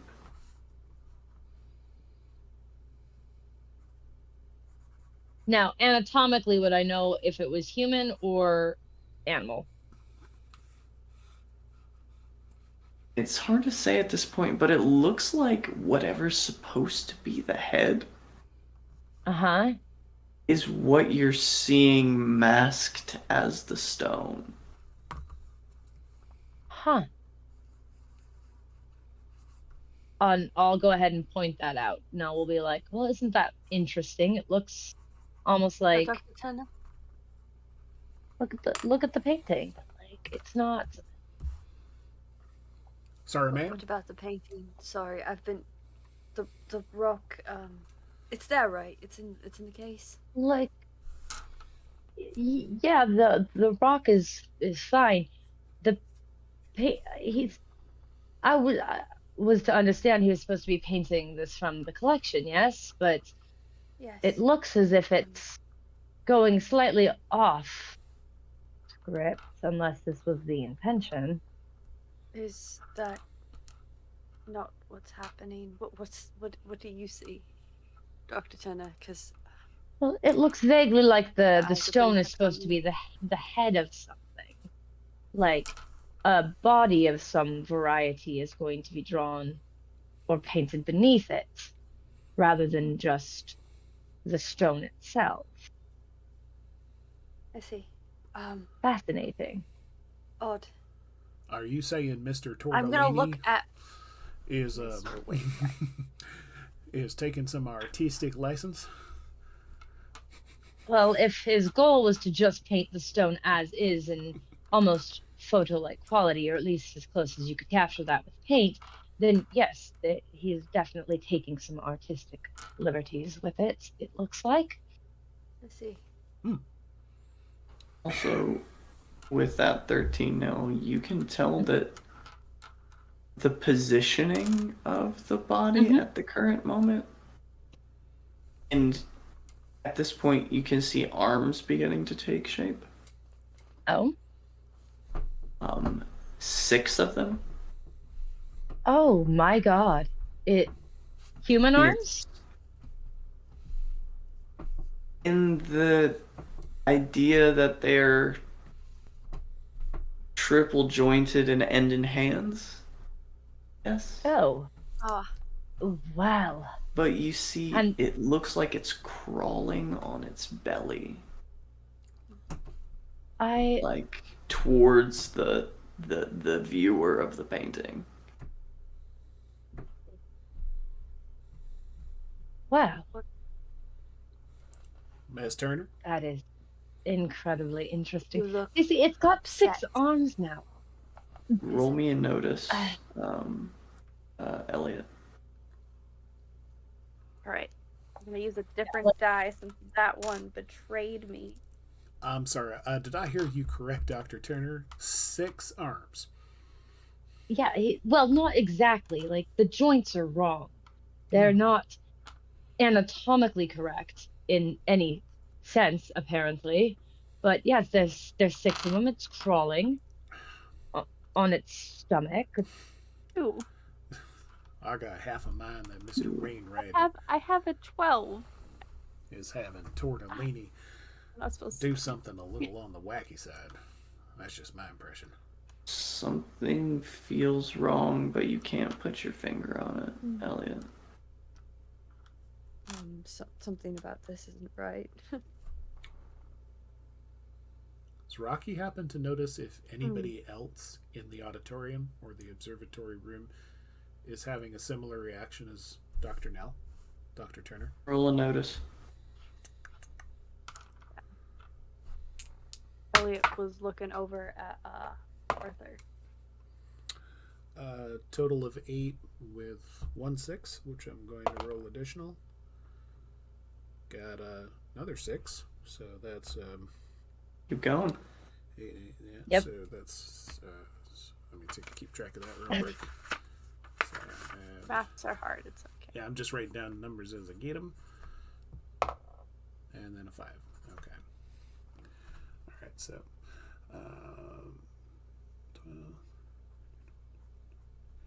12, total of 19. You notice a lot. You notice that Roman Jaffe is no longer where you last saw him.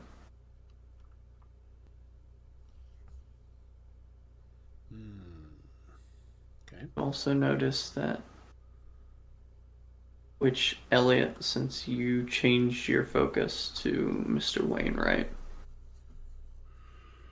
both of you notice at the same time that he has gotten up out of his seat. He is white knuckle gripping the edge of the balcony rail. So intense in his focus that his face is reddening from not breathing.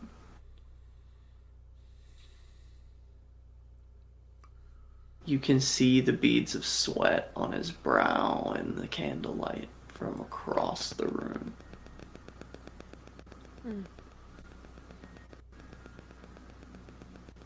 With the 19 and 2 of those being reroll successes for 6, where you are, Rocky, begin to see glowing eyes in the walls.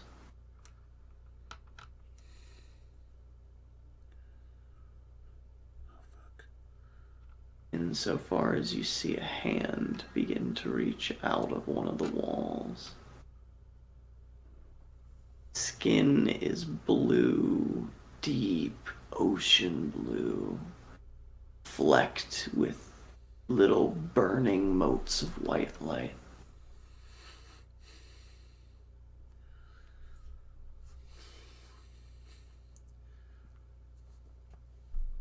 Rocky's gonna rest their hand back on the hilt of their pistol again.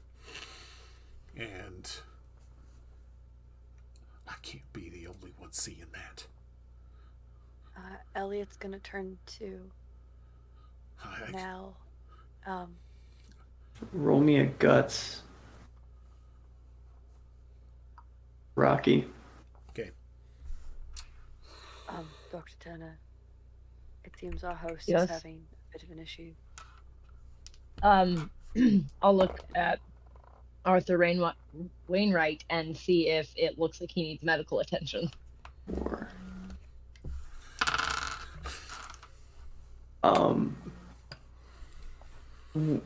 that's a matter of opinion. I'm gonna start shooting into the wall. I know it. That's a matter of opinion for you, Doctor. He's a very obese man for the time. Oh dear. Okay. His face is red. He's sweating. Can I roll my medical and smarts, or Sure. my medical's higher, to see if I can determine whether or not this is just a fat man sweating because he's really intense, or if he's having a medical problem? Yeah, go ahead. Give me a roll. I mean, at this point, Elliot thinks it's the sausages. 9. The meat sweats. I was thinking the same thing. I was like, I got the meat sweats. The A beefs. total of That's 9. obviously The it. beefs. It's too much. The beefs. Clearly the meat 8 sweat. So much sausage is just Eight. having a mental breakdown. I'm still just remembering high that person you had through the cholesterol, drive-through. I'm still remembering that person you went through the drive-through. It's too much beefs. Too much beef. Too much beef. What am I supposed to do with this? It's too much. This is what you ordered, sir. It's too much. What am I supposed to do with it? Take it home? I don't know. What'd you roll? That? No. A 9. A 9. It's okay. 9, yeah.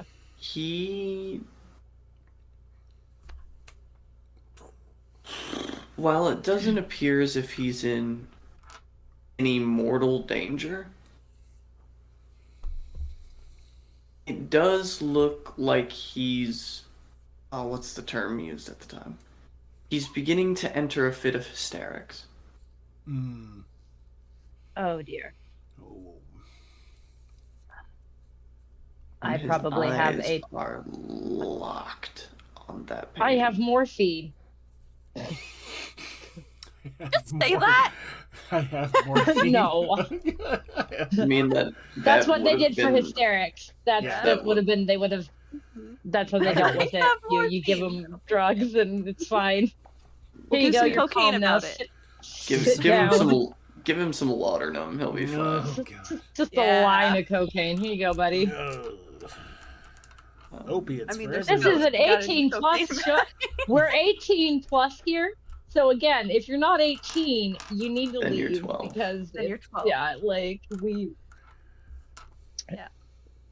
No, I don't say I have morphine. That was my Yeah. out loud thought of what could I do to fix this. I think he's just a little bit upset about the painting, I think, and he's might start throwing things. I'm not 100% sure how he's going to react exactly, but it seems almost as though he is about to throw a tantrum. It's not probably the best I way to see. put it, but he's not dying. He's just upset. Just a little more than upset. Should we go see if our host needs Well- you? Or Rocky just hollered at us. yes. See, I can't is be it, the Mr. only one seeing that right over there. Look at that wall. You got tell me. And Come on, tell me you got. Elliot will look at the wall. You don't see anything. Rocky. Do you mind if I call you Rocky? There's nothing there. You'll fine. I'm gonna need you to stop trying to reach for your weapon. They'll pull their coat back. Just need to take a few breaths. They're still coming out of the walls, Rocky. Fuck. You're beginning to see whole arms and these kind of pot-bellied chests, abdomens, with these like large thigh but thin legs and thin feet. And you see as their heads come through, they're mushroom shaped. All this blue with these little glittering motes of white light all over them. And the mouths hang agape. And they hang agape about a foot down the chests of these creatures. Just these huge open mouths. Are you quite all right? You're actually going to take some pulp damage because you rolled so low. It's fine. How much do I So- take? You are going to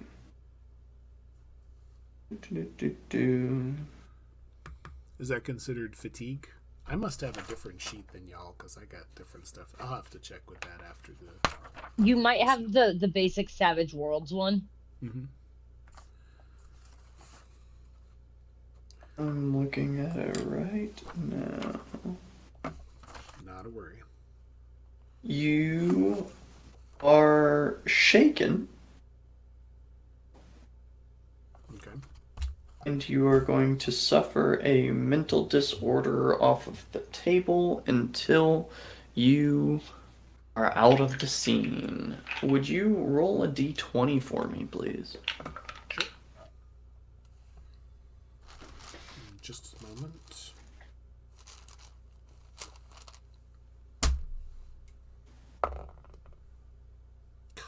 I think that is just the flat, like, Savage World sheet. But then again, I have mine in a notebook, so. Right.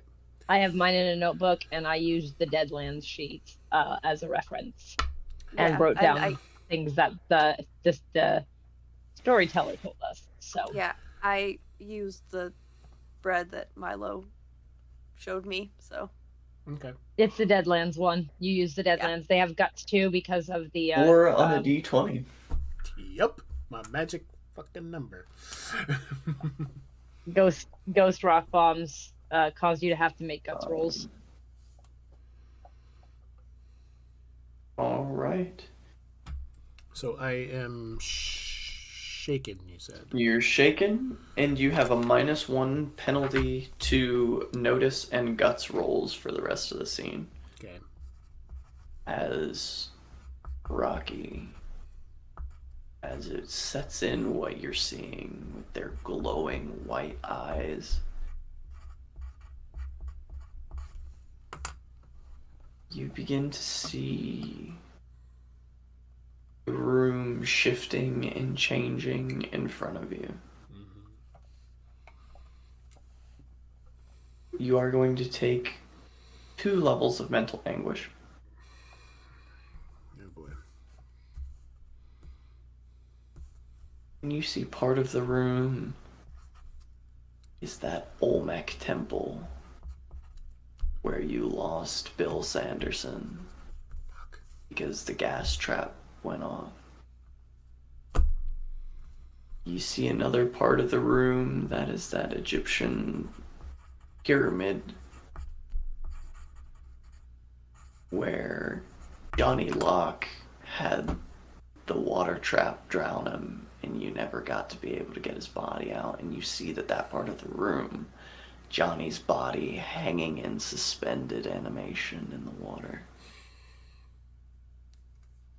You see the oil-covered body of Bobby Sanderson in the other corner. Every part of this room is slowly shifting to show you the failures of your past. Are they failures, though? Because you got paid. You got out. Who gives a fuck what happens to them? You made your money. I did. That's always what Rocky sets out to do.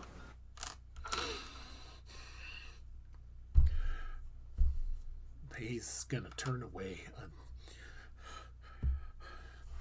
Mr. McChesterson. Dr. Turner, I need your Yeah, assistance yes. here real quick. Okay, well, what do you and need? you guys What can both I help you see with? cold sweat pouring down Rocky's face. Well, first I'll feel his forehead to make sure it's not a fever. No. However, what do you need assistance you with? can feel his pulse in a vein in his forehead. Oh, it's that God. heavy.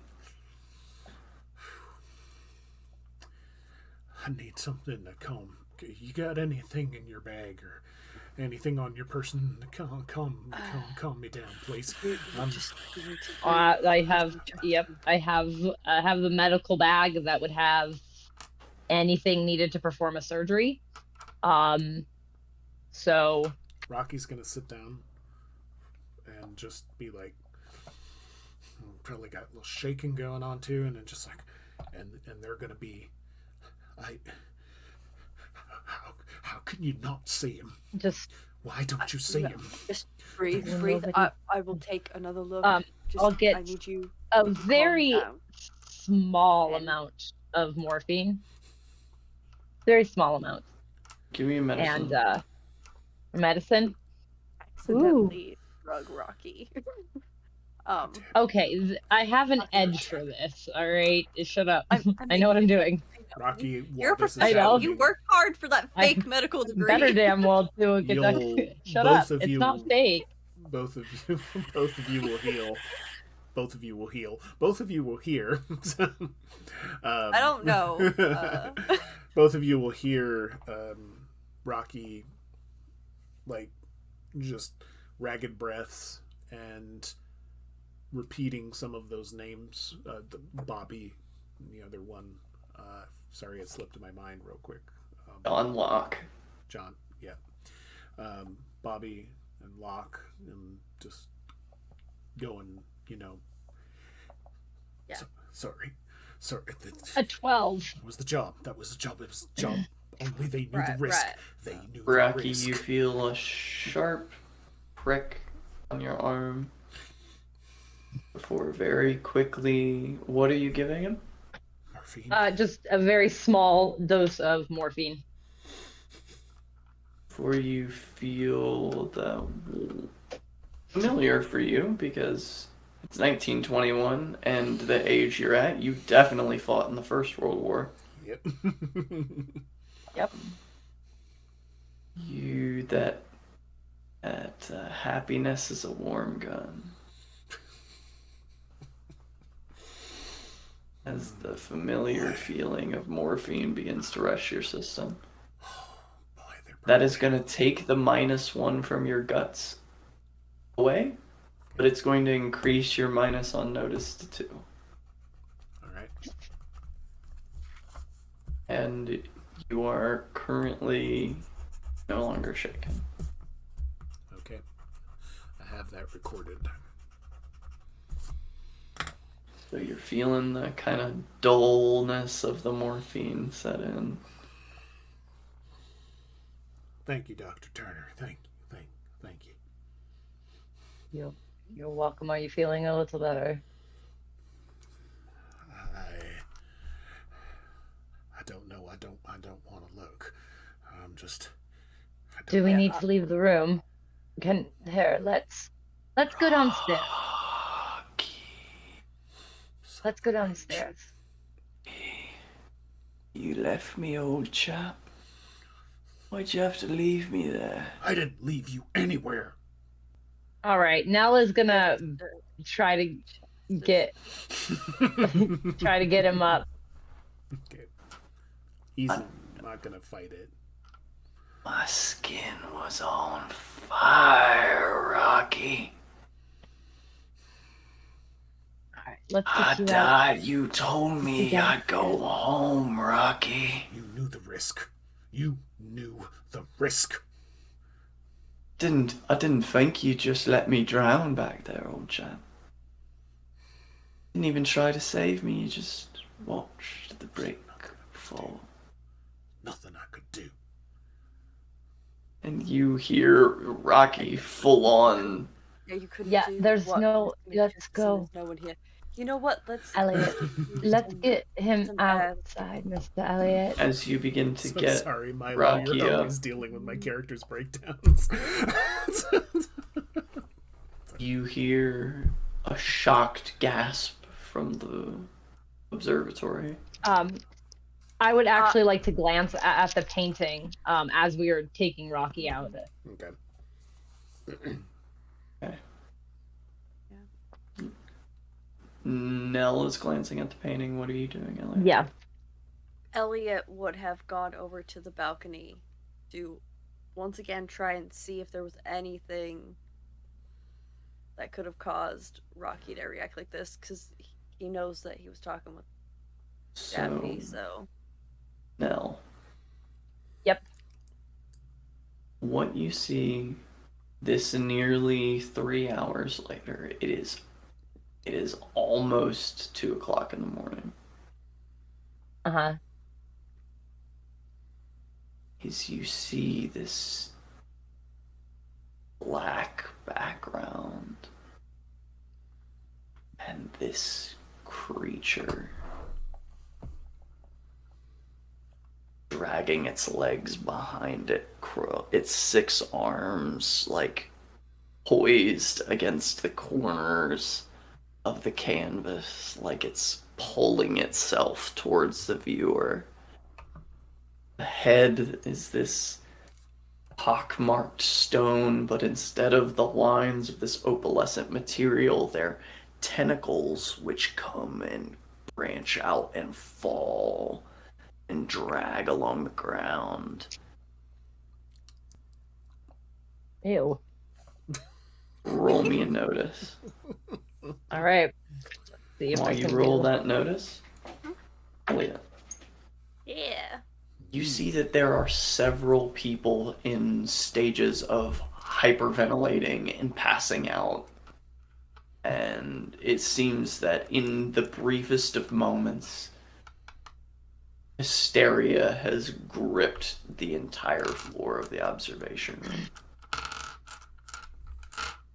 And you look up and you see Author Wainwright with a large leather-bound tome. His eyes flicking back and forth, flicking through the tome. Roll me a notice to read his lips. as he is talking to Malcolm Reed. All right. What did you get on I your got roll while we resolve an that? 11. Nice. 11. Yeah, 11. Go ahead and roll me a guts while you're at it. Oh crap.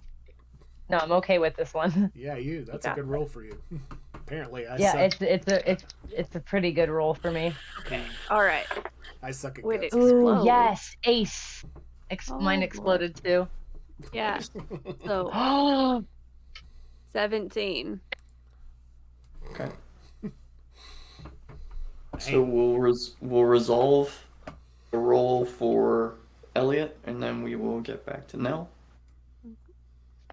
You very clearly read Arthur Wainwright's lips as he is talking to Malcolm Reed. I didn't think it was possible. How can he see? How has he opened the eyes on the inside? This is my birthright.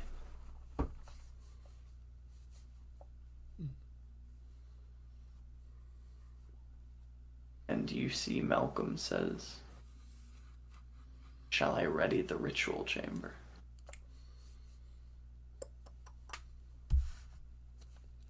And Arthur nods and says, "First, get my tonsil stone."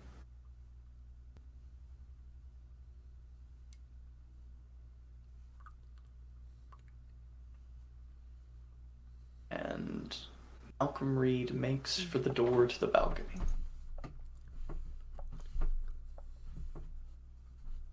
Okay, Elliot's gonna quickly say, "You might not believe in ghosts, No. but some people do." And What was your total? 28 with 2 aces. holy shit! Two explosions, yeah. Shit. Yeah. So you are unshaken by what you see. But you do Lunatics, see a whole that lot of them. one of the hands at the edge of the canvas. Trick of the light. That's all it is. It's the trick of the light. I'm gonna have to rename myself to Wussy McChesterson. The face of this creature, this stony visage, is drawing closer. It's enlarging on the canvas. Of course, it's just the lighting. It's just lighting. You know, those candles, they flicker. Everyone's lost their minds a little bit. Everyone's stressed. Clearly, it's maybe the sausages had something in them. It's bad meat. Let's meat. walk out of the Bad room. meat caused It's bad meat. hysteria. It's the sausages. Got it. You're just a bit of undigested mustard. There's more than gravy than a grave about you. Bit of underdone potato. Love it. So, you're taking Rocky with you down the stairs? Yep. Yeah, I started to, and I glanced back, and then went, all right, cool, and kept going. All right. So you guys head down the stairs, and by the time you get to, you hear people yelling, screaming, women shrieking. Oh, good Christ! No. What is I going need to stop on? this. What's happening? Absolute pandemonium. We need to stop this. I told you there was something. I told you. There was nothing at all. Well, you guys are overreacting to everybody else's Dr. hysteria. Turner, then what is... Well, Then what? What was what? Well, you might not I believe in saw ghosts. nothing. There can't be nothing causing a whole room of people to go apeshit. Oh, it could. Everyone's been drinking. They've been eating questionably cooked food. There is so many other logical explanations. There could be a gas leak in here from the lamps going out. You don't know. you might not believe in the paranormal, Dr. Turner. However, our host most certainly does, as Something about a ritual chamber is what he was talking about with Mr. As you Reed, so... reach Keeping the an eye bottom out of the for Roman, by stairs the way. and come back into the sort of reception chamber before going into the observation room. Mhm. You do see that the other door is just beginning to open as well. And you see stepping out of it in her long red and black dress is Madame Maud Renault. She just looks up. Hello, detective. Are you alright? Seems to be a bit of panic going on. I think I'd like to go to sleep now. You'd like to go to sleep?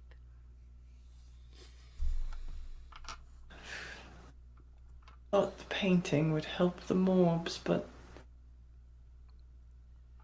I'm just a bit sleepy. The dreary weather, you know? Of course. Can you make it back to your room alright? She looks completely unfazed. I know the way. Yeah, she looks... Huh. I mean, her gaze is 1,000 yards away. I see. It's all that absence she had. Maybe. Have you seen Mr. Reed, Madame Renault? Oh no, but if you see him, would you tell him for me? He's quite handsome. I can possibly do that. Madame Renault. Oh, thank you, Mr. Elliot. She reaches out and she kind of takes your hand in her two gloved hands and squeezes gently. And then her eyes look up directly into yours and lock. Mm-hmm. It's coming for you. And she passes out and hits the floor. I'm gonna try and catch her. Agility. Agility? Okay. Okay. That's wonderful. How is Rocky standing after his morphine? Is Rocky standing? You've gotten a few higher doses and had to move before Rocky. Okay, good. I can take it. There was the time you had that bullet taken out of your shoulder, and then the axis was moving on the camp you were in, and you had to get up and go, and that was rough. But you think you've got this. You catch her. Okay. Nice. But she is stone cold unconscious. Oh. I have some smelling salts. Or do you think it's best we just carry her back to her room? Maybe put her back in her... we need to do something about... I'll see if I can't get her up with some smelling salts first, and see if we can't get her maybe to her room with her assistance, and then you can go deal with some of that, maybe? Listen, if you need some... I'm concerned people will get hurt before this is... Oh, no doubt about that. If people are panicking, people do stupid things when they're panicking. I'll grab some smelling salts and see if I can't get her to wake up with them. Okay. Rocky will try and help best they can if they've calmed down a bit. And then Rocky's also keeping an eye out for Roman. Sure. Mr. Wainwright. Because he was also... Rocky's gonna ask while he's holding up Mrs. Renault.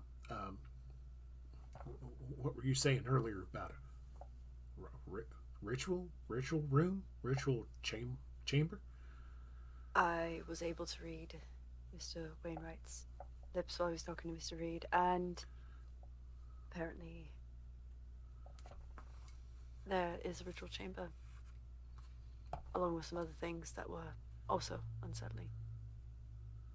And now you all know, with varying degrees of certainty, it has been whispered that Arthur Wainwright has a curious taste in the occult. Nonsense. As I said, you might not believe, but... If for nothing but the novelty. He's always been a curious sort. Like I said, his whimsy. He might believe in that stuff, but that doesn't mean it's true. Well, he certainly thinks it is. As you wave the And belief smelling is salts under Madame Renault's nose, Mhm. as it were, she, The Renault knows. for the first time in your medical career, has no reaction. Well, She is out. that is the problem, isn't it? I think I'll feel. Should she be She's waking up? breathing, yeah? Softly. But that's Softly. probably also due to the corset that she's wearing. Yeah. Well, I mean, I was going to say if it looks like she's not breathing, I was going to pull out my little mirror and put it close to her face to see if the breath fogged it, but if I could just see it. Yeah, it's shallow breathing, but she is breathing. Well, we have a couple of options. We can take her to her room, or we can prop her up somewhere and deal with what's happening currently and get her back to her room later. Is there a chair or I was just about to ask, do we have something like a nearby? love seat, a couch to lay her down? Yeah, Yeah, there's a little sofa. Okay. we can put her on the sofa. Rocky Well, will yeah. pick her up. As you sit her down, Mhm. screams, stop. We should go check. And it is so quiet you can hear the rain hitting the windows upstairs, Something is echoing right. down the hallway. Rocky's gonna get his revolver out. That it's concerning. Did we go up to the balconies or go into the where the portrait was being painted? I'm tempted to check the floor. What's the nearest? Is the balcony or the doors? They're Closer. both right there beside you, really. Okay, then we're gonna check the main floor. Main floor. Mhm. You open the double door. Yeah. And you see everyone in the room is standing up, stock still, staring at you. As we open the door, Vacant expressions, standing in front of their seats, looking directly at the door when you open it. is the painter and the statue? Or Yeah, anything Elliot's still... gonna look towards the stage. where You the painting see and the rock were.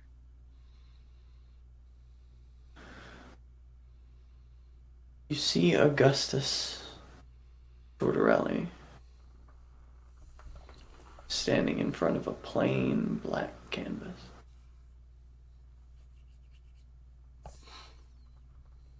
With about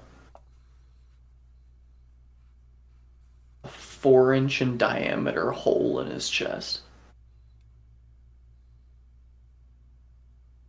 Where his heart would be.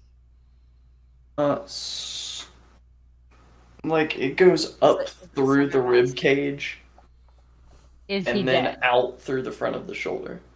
Like right about Is he like, standing? Still? He is standing.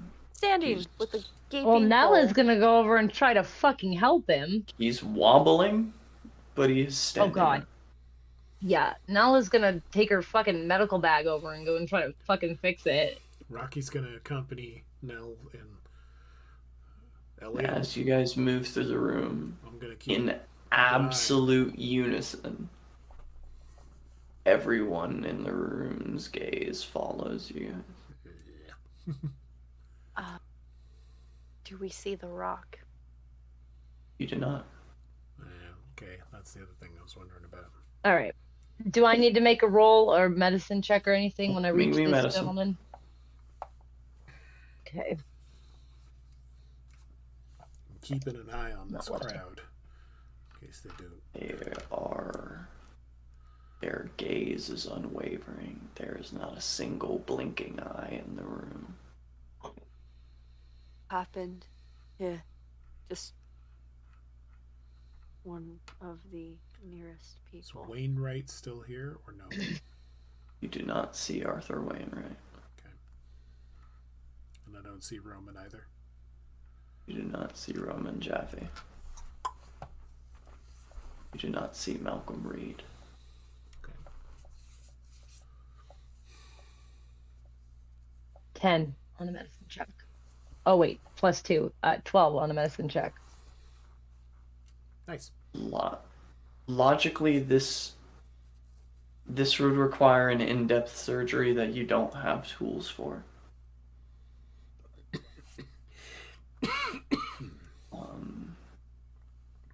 Being that a lot of your medical expertise came from the First World War, this is a give them morphine so they're comfortable when they die situation. Would my pacifist major hindrance prevent me from doing that?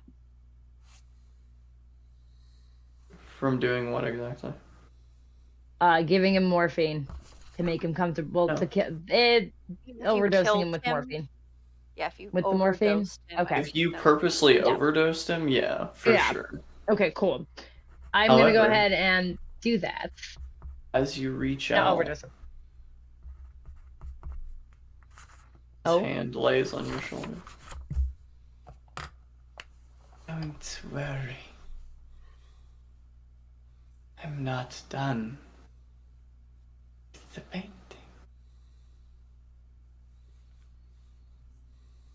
And he You're takes the brush very and sticks injured. it in the wound in his side, No, oh my god. No. and he turns and he begins no. to brush. Oh god. Mm. I'm gonna give him the shot. This is giving me some cigarette burns vibes. I love it. Yeah, no, I'm gonna get He's that. gonna roll a painting roll, and you're gonna roll Okay. your. I'm gonna call this one agility because I want to see how much of the painting he gets out before you stick him. You're gonna stick him. He's Not incapable Alright. of resisting. It's how quick you can get the morphine in the This syringe is gonna be really and get it sad. into his body.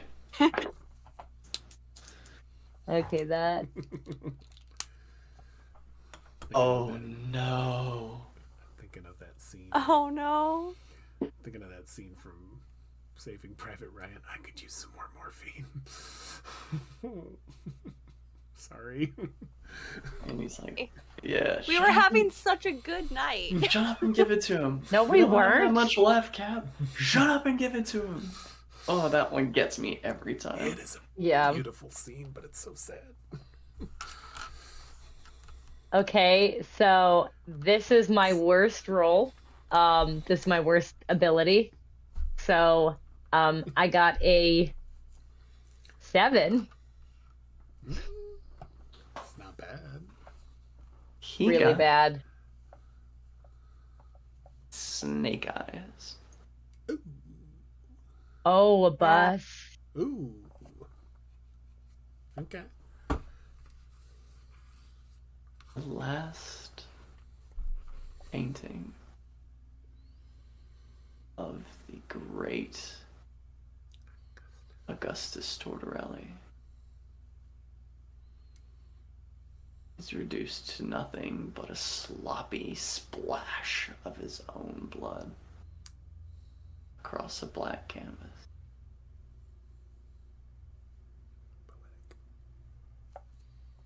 For Nell Turner, you inject morphine into the vein of his arm. And he goes to put the brush back in the wound on his side. But loses all control of his digits and just crumples. And he looks up at you, Matt.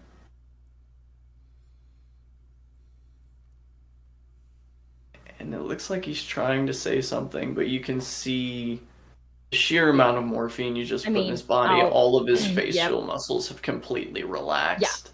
I wasn't trying to overdose him, but so I am gonna like lean down and just be like, it's okay. And he's just mumbling incoherently. You're okay. Turner. The other two of you. No. What? The people have not moved. They have not stopped watching. There has not been one blinking eye. Could you explain to me what's going on with these people? They won't answer.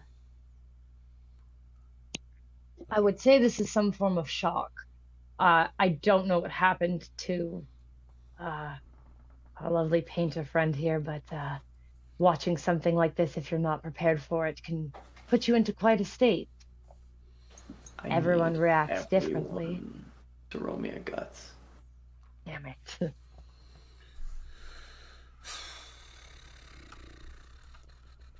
Nell, any of your doubting Thomas edges do not apply.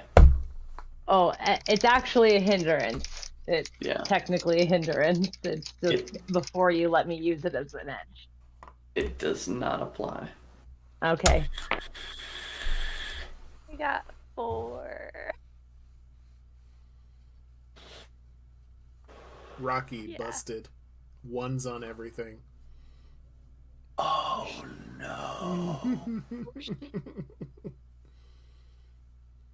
If I'm doing my for me, because I unfortunately have not the right sheet, so I'm adjusting. Without that morphine, that would have been a bust with a minus, and that does insanely bad things to you. So being doped up right now is probably the only thing that's going to save you from something much, much worse than what's about to happen. I got an 8. I forgot alertness is All right. What? All of you are going to take mental anguish. I'm already at 2 levels, so The amount of that. You have 2 levels, but you're not currently shaken, correct? Yep. So, for Nell,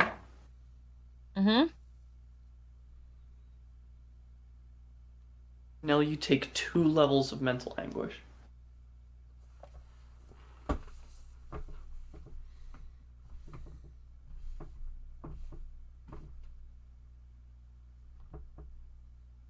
And for the other 2 of you,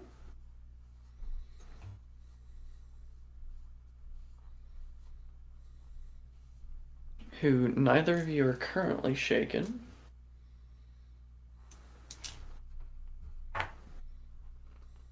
you will take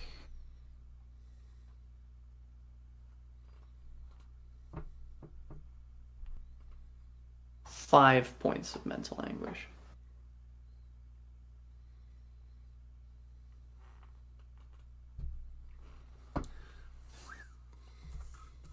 Both of your sanities are what exactly?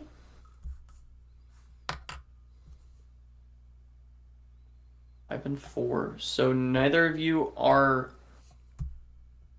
over 3 above your sanity as far as mental anguish is concerned. Okay.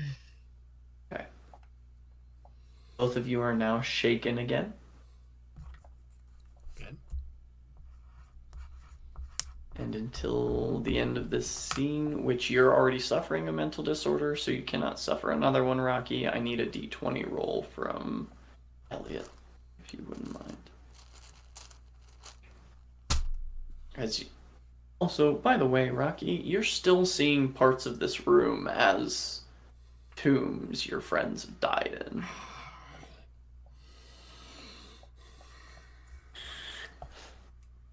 That is. Oh my gosh. Welcome to number 4. This episode brought to you by The number 4. Brought to you by the number 4. And the letter M for madness. Well, that works too. All of your we're on notice and different guts pages. rolls are at a -1. Hey.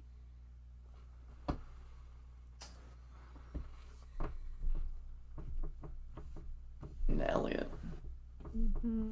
Would you say that it would be proper that the most mentally scarring thing that Elliot has been through would have been the First World War? Yep.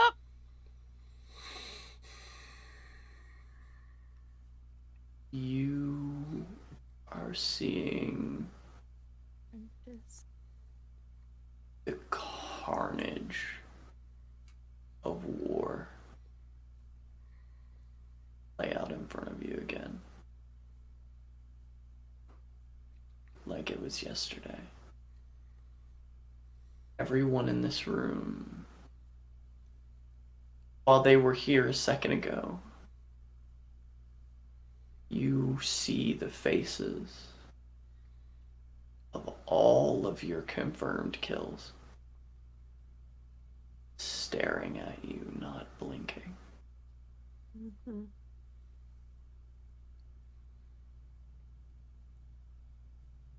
And that fear grips at your heart again. As everyone in the room sees a giant hand reach down out of the darkness above you, out of this vaulted ceiling, smash 5 or 6 people against the floor, their chairs smashing, scattering their bodies, smashing in bloody, wet pops,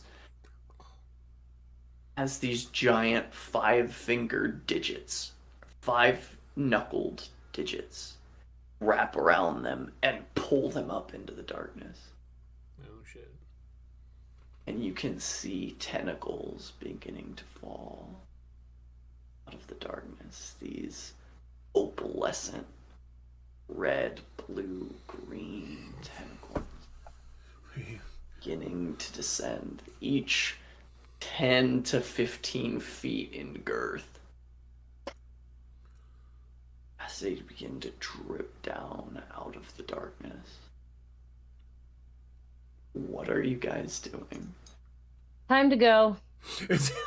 Now. Out, out, out, out, out, out, out. I'm hearing the doctor just going go, go, go, and I'm probably. It takes a bit for Elliot to respond. I believe the term No, of time is she's shell-shocked. pushing. She's Yeah. pushing out, out, out, out, out, out, As out. you push people out, you hear the shuffling of movement behind you. I'm gonna push them.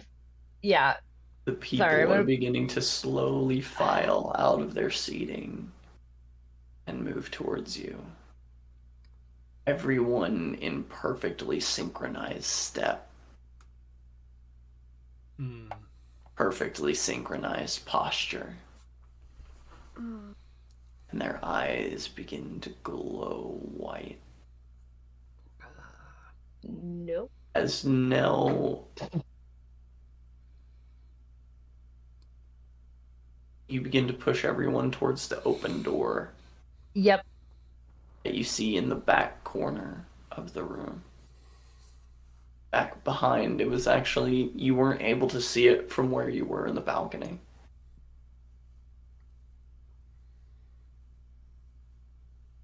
And you rush into the dark. The dripping of water down the walls behind you, beside you. The moisture in this hallway is palpable, clinging to your skin, step by step.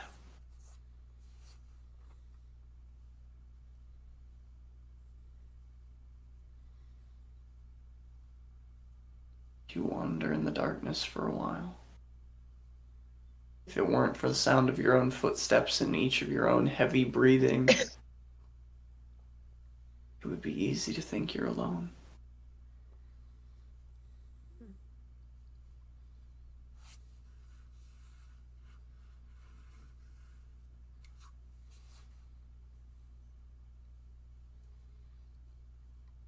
It's hyperventilating at this point. Slow, deep breaths. Slow, deep breaths. For Slow, deep whoever's breaths. in the front,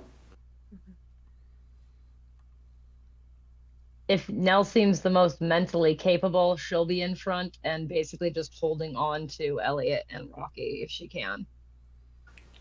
You find yourself confronted with a solid wall in front of you, and after a few moments of sort of feeling around, you do feel what feels like a doorknob. All right. Open in or out? It Can I opens tell? inward. All right. Push it in. Oh, we're not gonna die here. Our party used to die here. I'm not gonna die here. Do you see, when you open the door, you see a sight you're very familiar with now. Oh no. And you as well, Elliot. Find yourself standing in a morgue.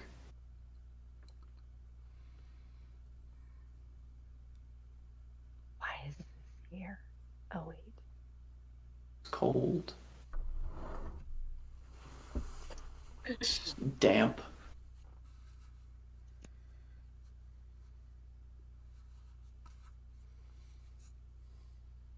There's no reason for this to be here. Wow, We were just in a medical theater watching that abomination of whatever that was. It stands to reason that if that used to be an old operating theater, they would have a morgue nearby, as Right. that is where they would get the cadavers to do the surgeries on. Right, that's where we were. So you're still convinced that witchcraft doesn't exist, are you? Yeah, I'm still convinced that witchcraft doesn't exist. Where the fuck have you been? No. And you see no. Roman Just- Jaffe standing with his back to the wall. You guys burst in right beside him, and he just watched you walk in.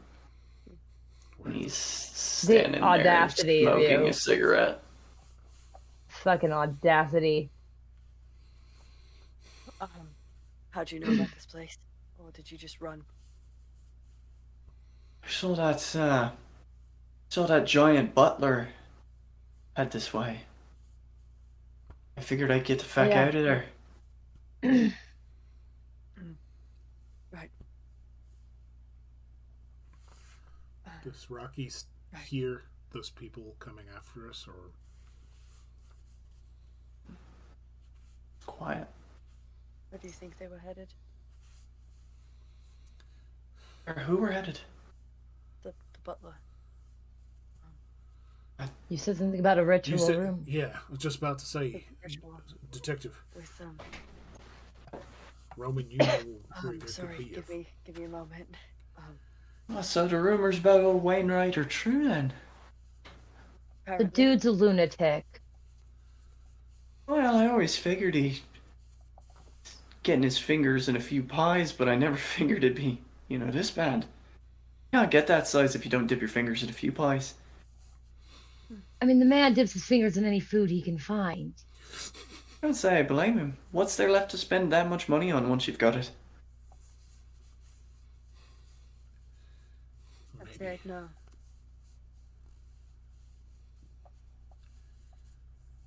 Right. Listen,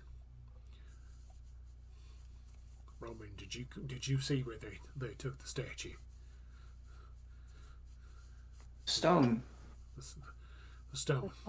They move it somewhere. Stone. They called it a tonsil Right. Right. A tonsil stone. If that thing was the tonsil of something, it would be massive. The butler, he took the stone, and when the painter tried to stop him, he ran him through. Fucking The butler did that. Yeah, some sort of, he had like a sword in his cane or something. That is a problem. And my jurisdiction. So. I've been to a lot of parties in my day, but I say this is the most eventful one I've been to in a while. If you're not going to say anything useful, it's best if you don't say anything at all. Darling, everything I do is useful. No, it's not. Prove it. Do something useful right fucking now. Because what I saw was you running away. So, let's fucking figure it out. Well, I'm alive to tell you the butler went this way, so obviously my running away was partially his fault. Which way did he go? I believe that's what Dr. Turner was trying to say. So He rather reaches up and colorfully. rubs the bruise on his jaw. Mhm. I followed him this far, but I came around the corner and Wainwright gave me a stiff right hook and... Wainwright. I think there was anything stiff about that man. I mean, he's I've got a lot heard of weight behind stories. that punch, though. Seriously, you got laid out by a sausage man? Okay. What do you want me to say? He's stacked like a mincemeat pie. Is it just the bruise on your face, or did you get hurt in another way? Probably only. Of course my ego is damaged. I'm not a boss. I'm not above. Okay, well, nothing I new, can't yeah? feel your ego, but I can Would you feel like a to? physical injury. Do you really find that appropriate at this exact moment? Roman If washed we're them gonna die, manners. I might as well go out with a beautiful lady. Or we could not die, and you could say which way the butler went. Did you see anything, If or you did you didn't just wake see, up? then Well, it's- Because I- I just saw something I shouldn't have seen, and I'd rather get out of Admittedly, here. I did do a bit of prior research on this place. If my intuition serves correct, we're gonna have to... There's a entrance through a little bunker house at the other side of this room, and then it's a slog back through the woods to the house from here. Storyteller question. Sure. As Nell being obviously her father's been a member of this club and things for a while, would she know anything about the, not architecture was not the proper word, but like the layout and stuff? Would she know what Sure. Yeah. Rome's talking about? You remember your father making mention of a morgue where Yeah. he often set up from time to time when they would do things like boar hunts and fox hunts when people would get hurt. This would be his workspace. Okay. Because you could enter it from within the woods. So Got the it. Okay, transport of perfect. the wounded would be not so laborsome. Okay.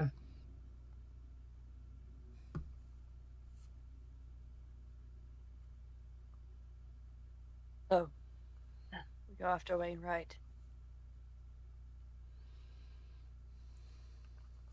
Read. Sure. I'd like to see that fat bastard give me a run for my money when he doesn't catch me off guard. Now, if your chance soon No doubt you enough. could outrun him. Man I'd almost had a rather- heart attack standing on a balcony. He was angry. That's right. You mentioned something else he said other than a ritual chamber. What was that? That it was his birthright. His birthright. Yes.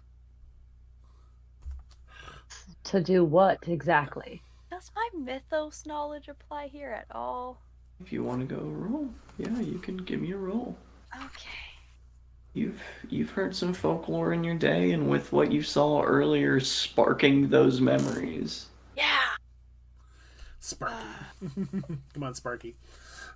No, that's Indigo. Indigo is Sparky. Oh shit. Okay. So 10, 20. Damn. Wow. This is the Two roll. things. Mm-hmm.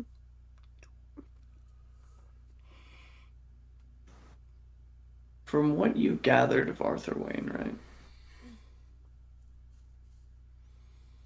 it seems now to not be too far of a jump for your detective gears in your brain. You've heard of people using the power of powerful creatures. Call them what you like. Witch, warlock, medium.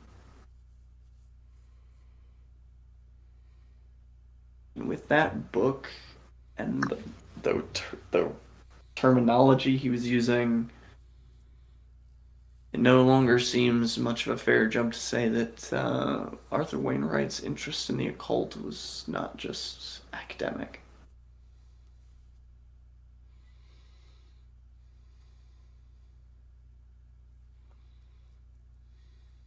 The second thing that will get you.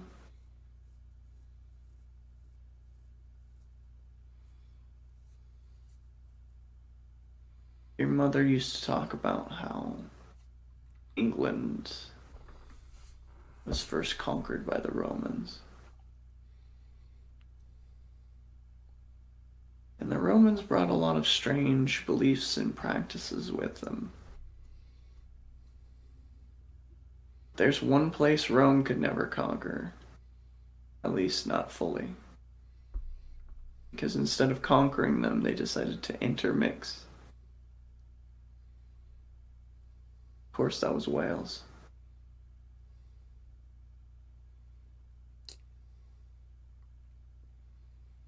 And reflecting on that, remembering the specimen jar that you found. Yes, the amygdala is part of the brain. Its Latin root translates to the almond tree.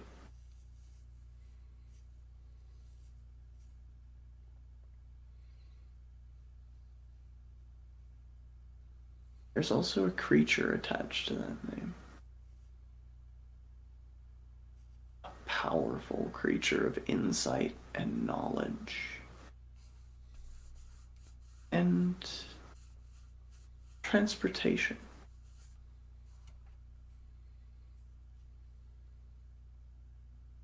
The amygdala.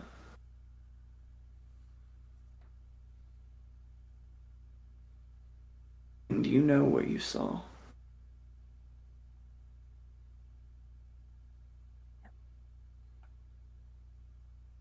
Or did you? You're also seeing ghosts.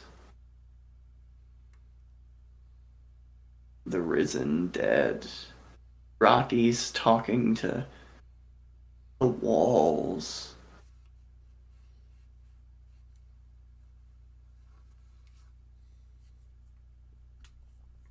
What's real?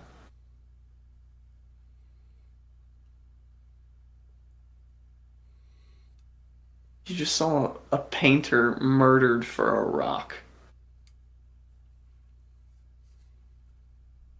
Or did you? He could still be alive back there. Giant hole, but people have survived worse. Maybe.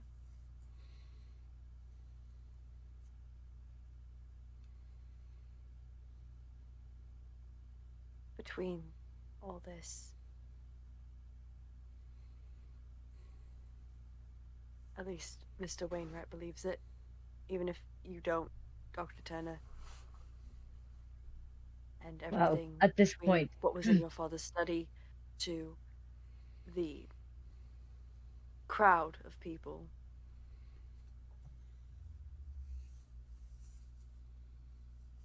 Something here isn't right. And Wainwright's at the heart of it, so. well, you are the detective and a murder did just occur. At the very least, that's something that needs to be resolved.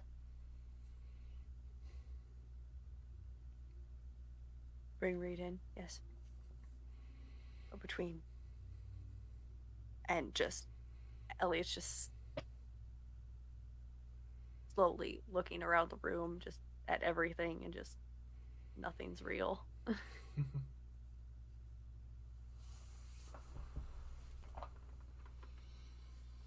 So,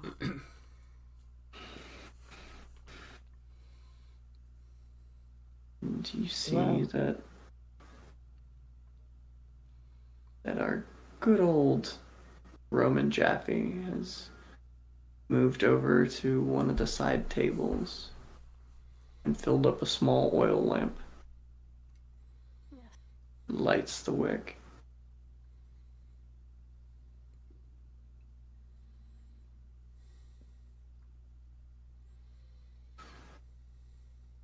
Right. So are we traipsing through the woods, or are we going to sit here and wait for the Jolly Joy gang back there to come finish Now, us off? I'm done if seeing we're ghosts. traipsing through the woods, we need to keep in mind that that is where the fox hunt is taking place. People with guns and horses, weapons, don't get Even at a shot. fox hunt. We Fox don't escaped, know. remember? The fox escaped, but people still trying to hunt it, and drunk people at that. All I'm saying is keep your eyes and ears out so you don't get shot by a stray bullet from some lunatic who's too drunk to realize that what he's shooting at are people. I'm just saying be careful, that's it. Watch your step. Right. I think that's a fair sentiment. I would much prefer not to get trampled by a random horse tonight. I agree. I'd prefer no more deaths occur. But I doubt we'll be that lucky. Especially when someone believes in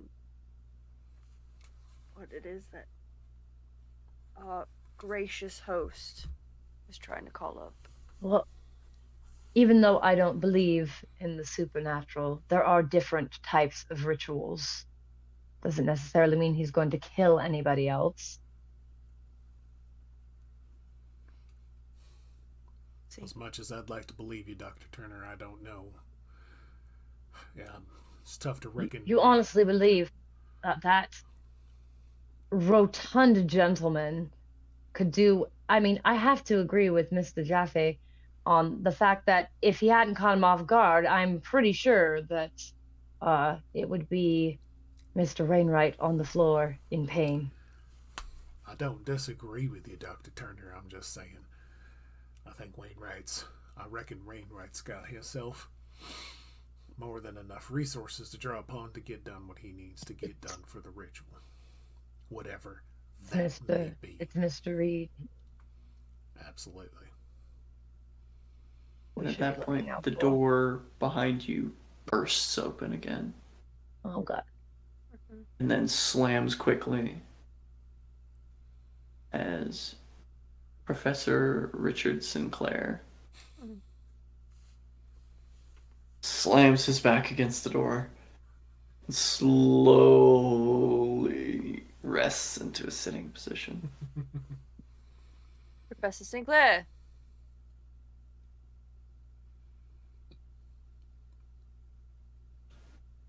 Detective? There's a lot of people coming this way. We should go. Go. I agree. Also, I don't. And he just vomits on the floor. Oh, good. I'm going to say it's because of the drink or because of the. They Punch. They ate tortorelli. Okay. I think we should we're go. going to be very ill. And just yaks on the Ill. floor again. Okay. Be ill somewhere else. Let's go. Let's be ill on the way. Is there any extra... No, we'll stop to help him. Rocky's going to take a look if there's any extra torches, lamps, or... And otherwise... Roll me an investigation check. Okay.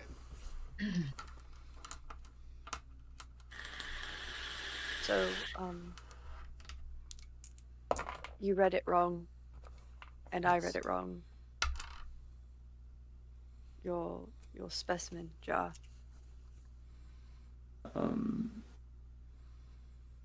You go through a few things, sort of looking for extra lighting, and you do find another gas lamp. Okay. But you do see that one of the morgue drawers is slightly open. I'll take the lamp, set it aside for a moment. Kick the door open with my foot. And you see that there is a cadaver inside. A fully dressed cadaver.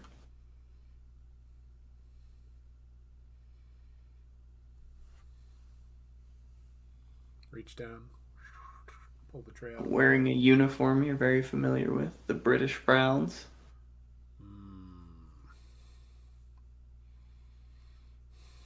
With the signature Browning rifle still clutched in its hands.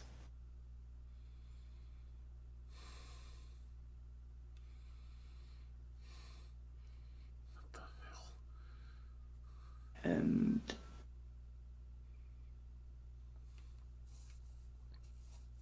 is a familiar face. Fuck. You see before you the body of Colonel Eric Montgomery. However, about 6 years younger than the man you saw in the parlor. Dog tags to match and verify.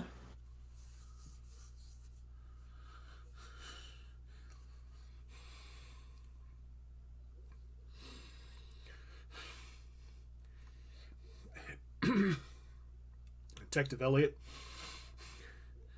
Yes. And Elliot will go over to where Rocky is. You see the exact same cadaver clutching its weapon. Christ. You're seeing what I'm seeing.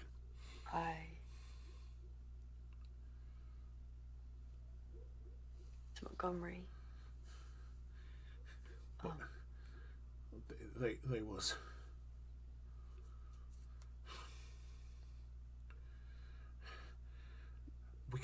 We fuck. Gotta move. Just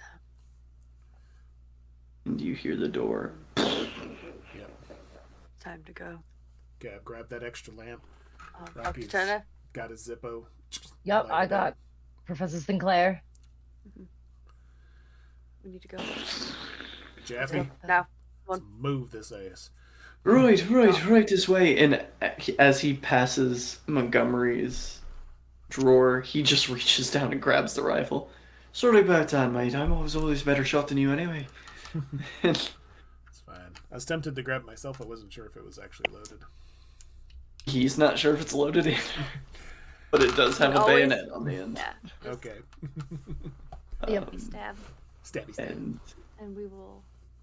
He head- takes you to the far corner of the morgue where there's a wooden ladder up to a trap door Okay. where you emerge in a small, cozy cottage. Fireplace is lit.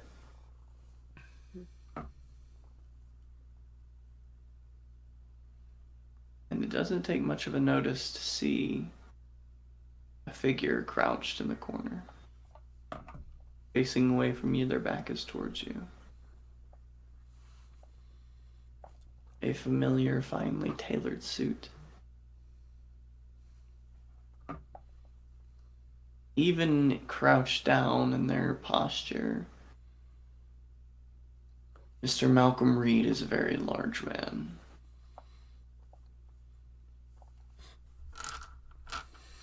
You can all hear him whispering to himself. It's kind of a whisper yell. Got it. I don't want to be like this. I don't want to be like this. I don't want to be like this. Mr. Reed. And that is where we will end. this episode of Eldritch Nightmares. We did. We did it. Well done. We did it. Thank you guys for tuning in for this VOD. We appreciate you. I apologize if any of the subject matter was disturbing to any of you this evening. But we have officially entered the third phase of the Lovecraftian story. Woo Where woo. all the shit begins to fall apart. As Rapidly and with great consequence. Very much so, in true Lovecraftian style. Wonderful. Like I said, thank you guys for watching. Thanks, Love you everyone out guys. You take care of yourselves. It's wild out there. Yeah. there. Yeah, That it it is. Have a good night. Take Or care, morning, everybody. whatever time it is for you. Or Yeah. whatever time you're watching this, I don't know. I don't control your life. Take care.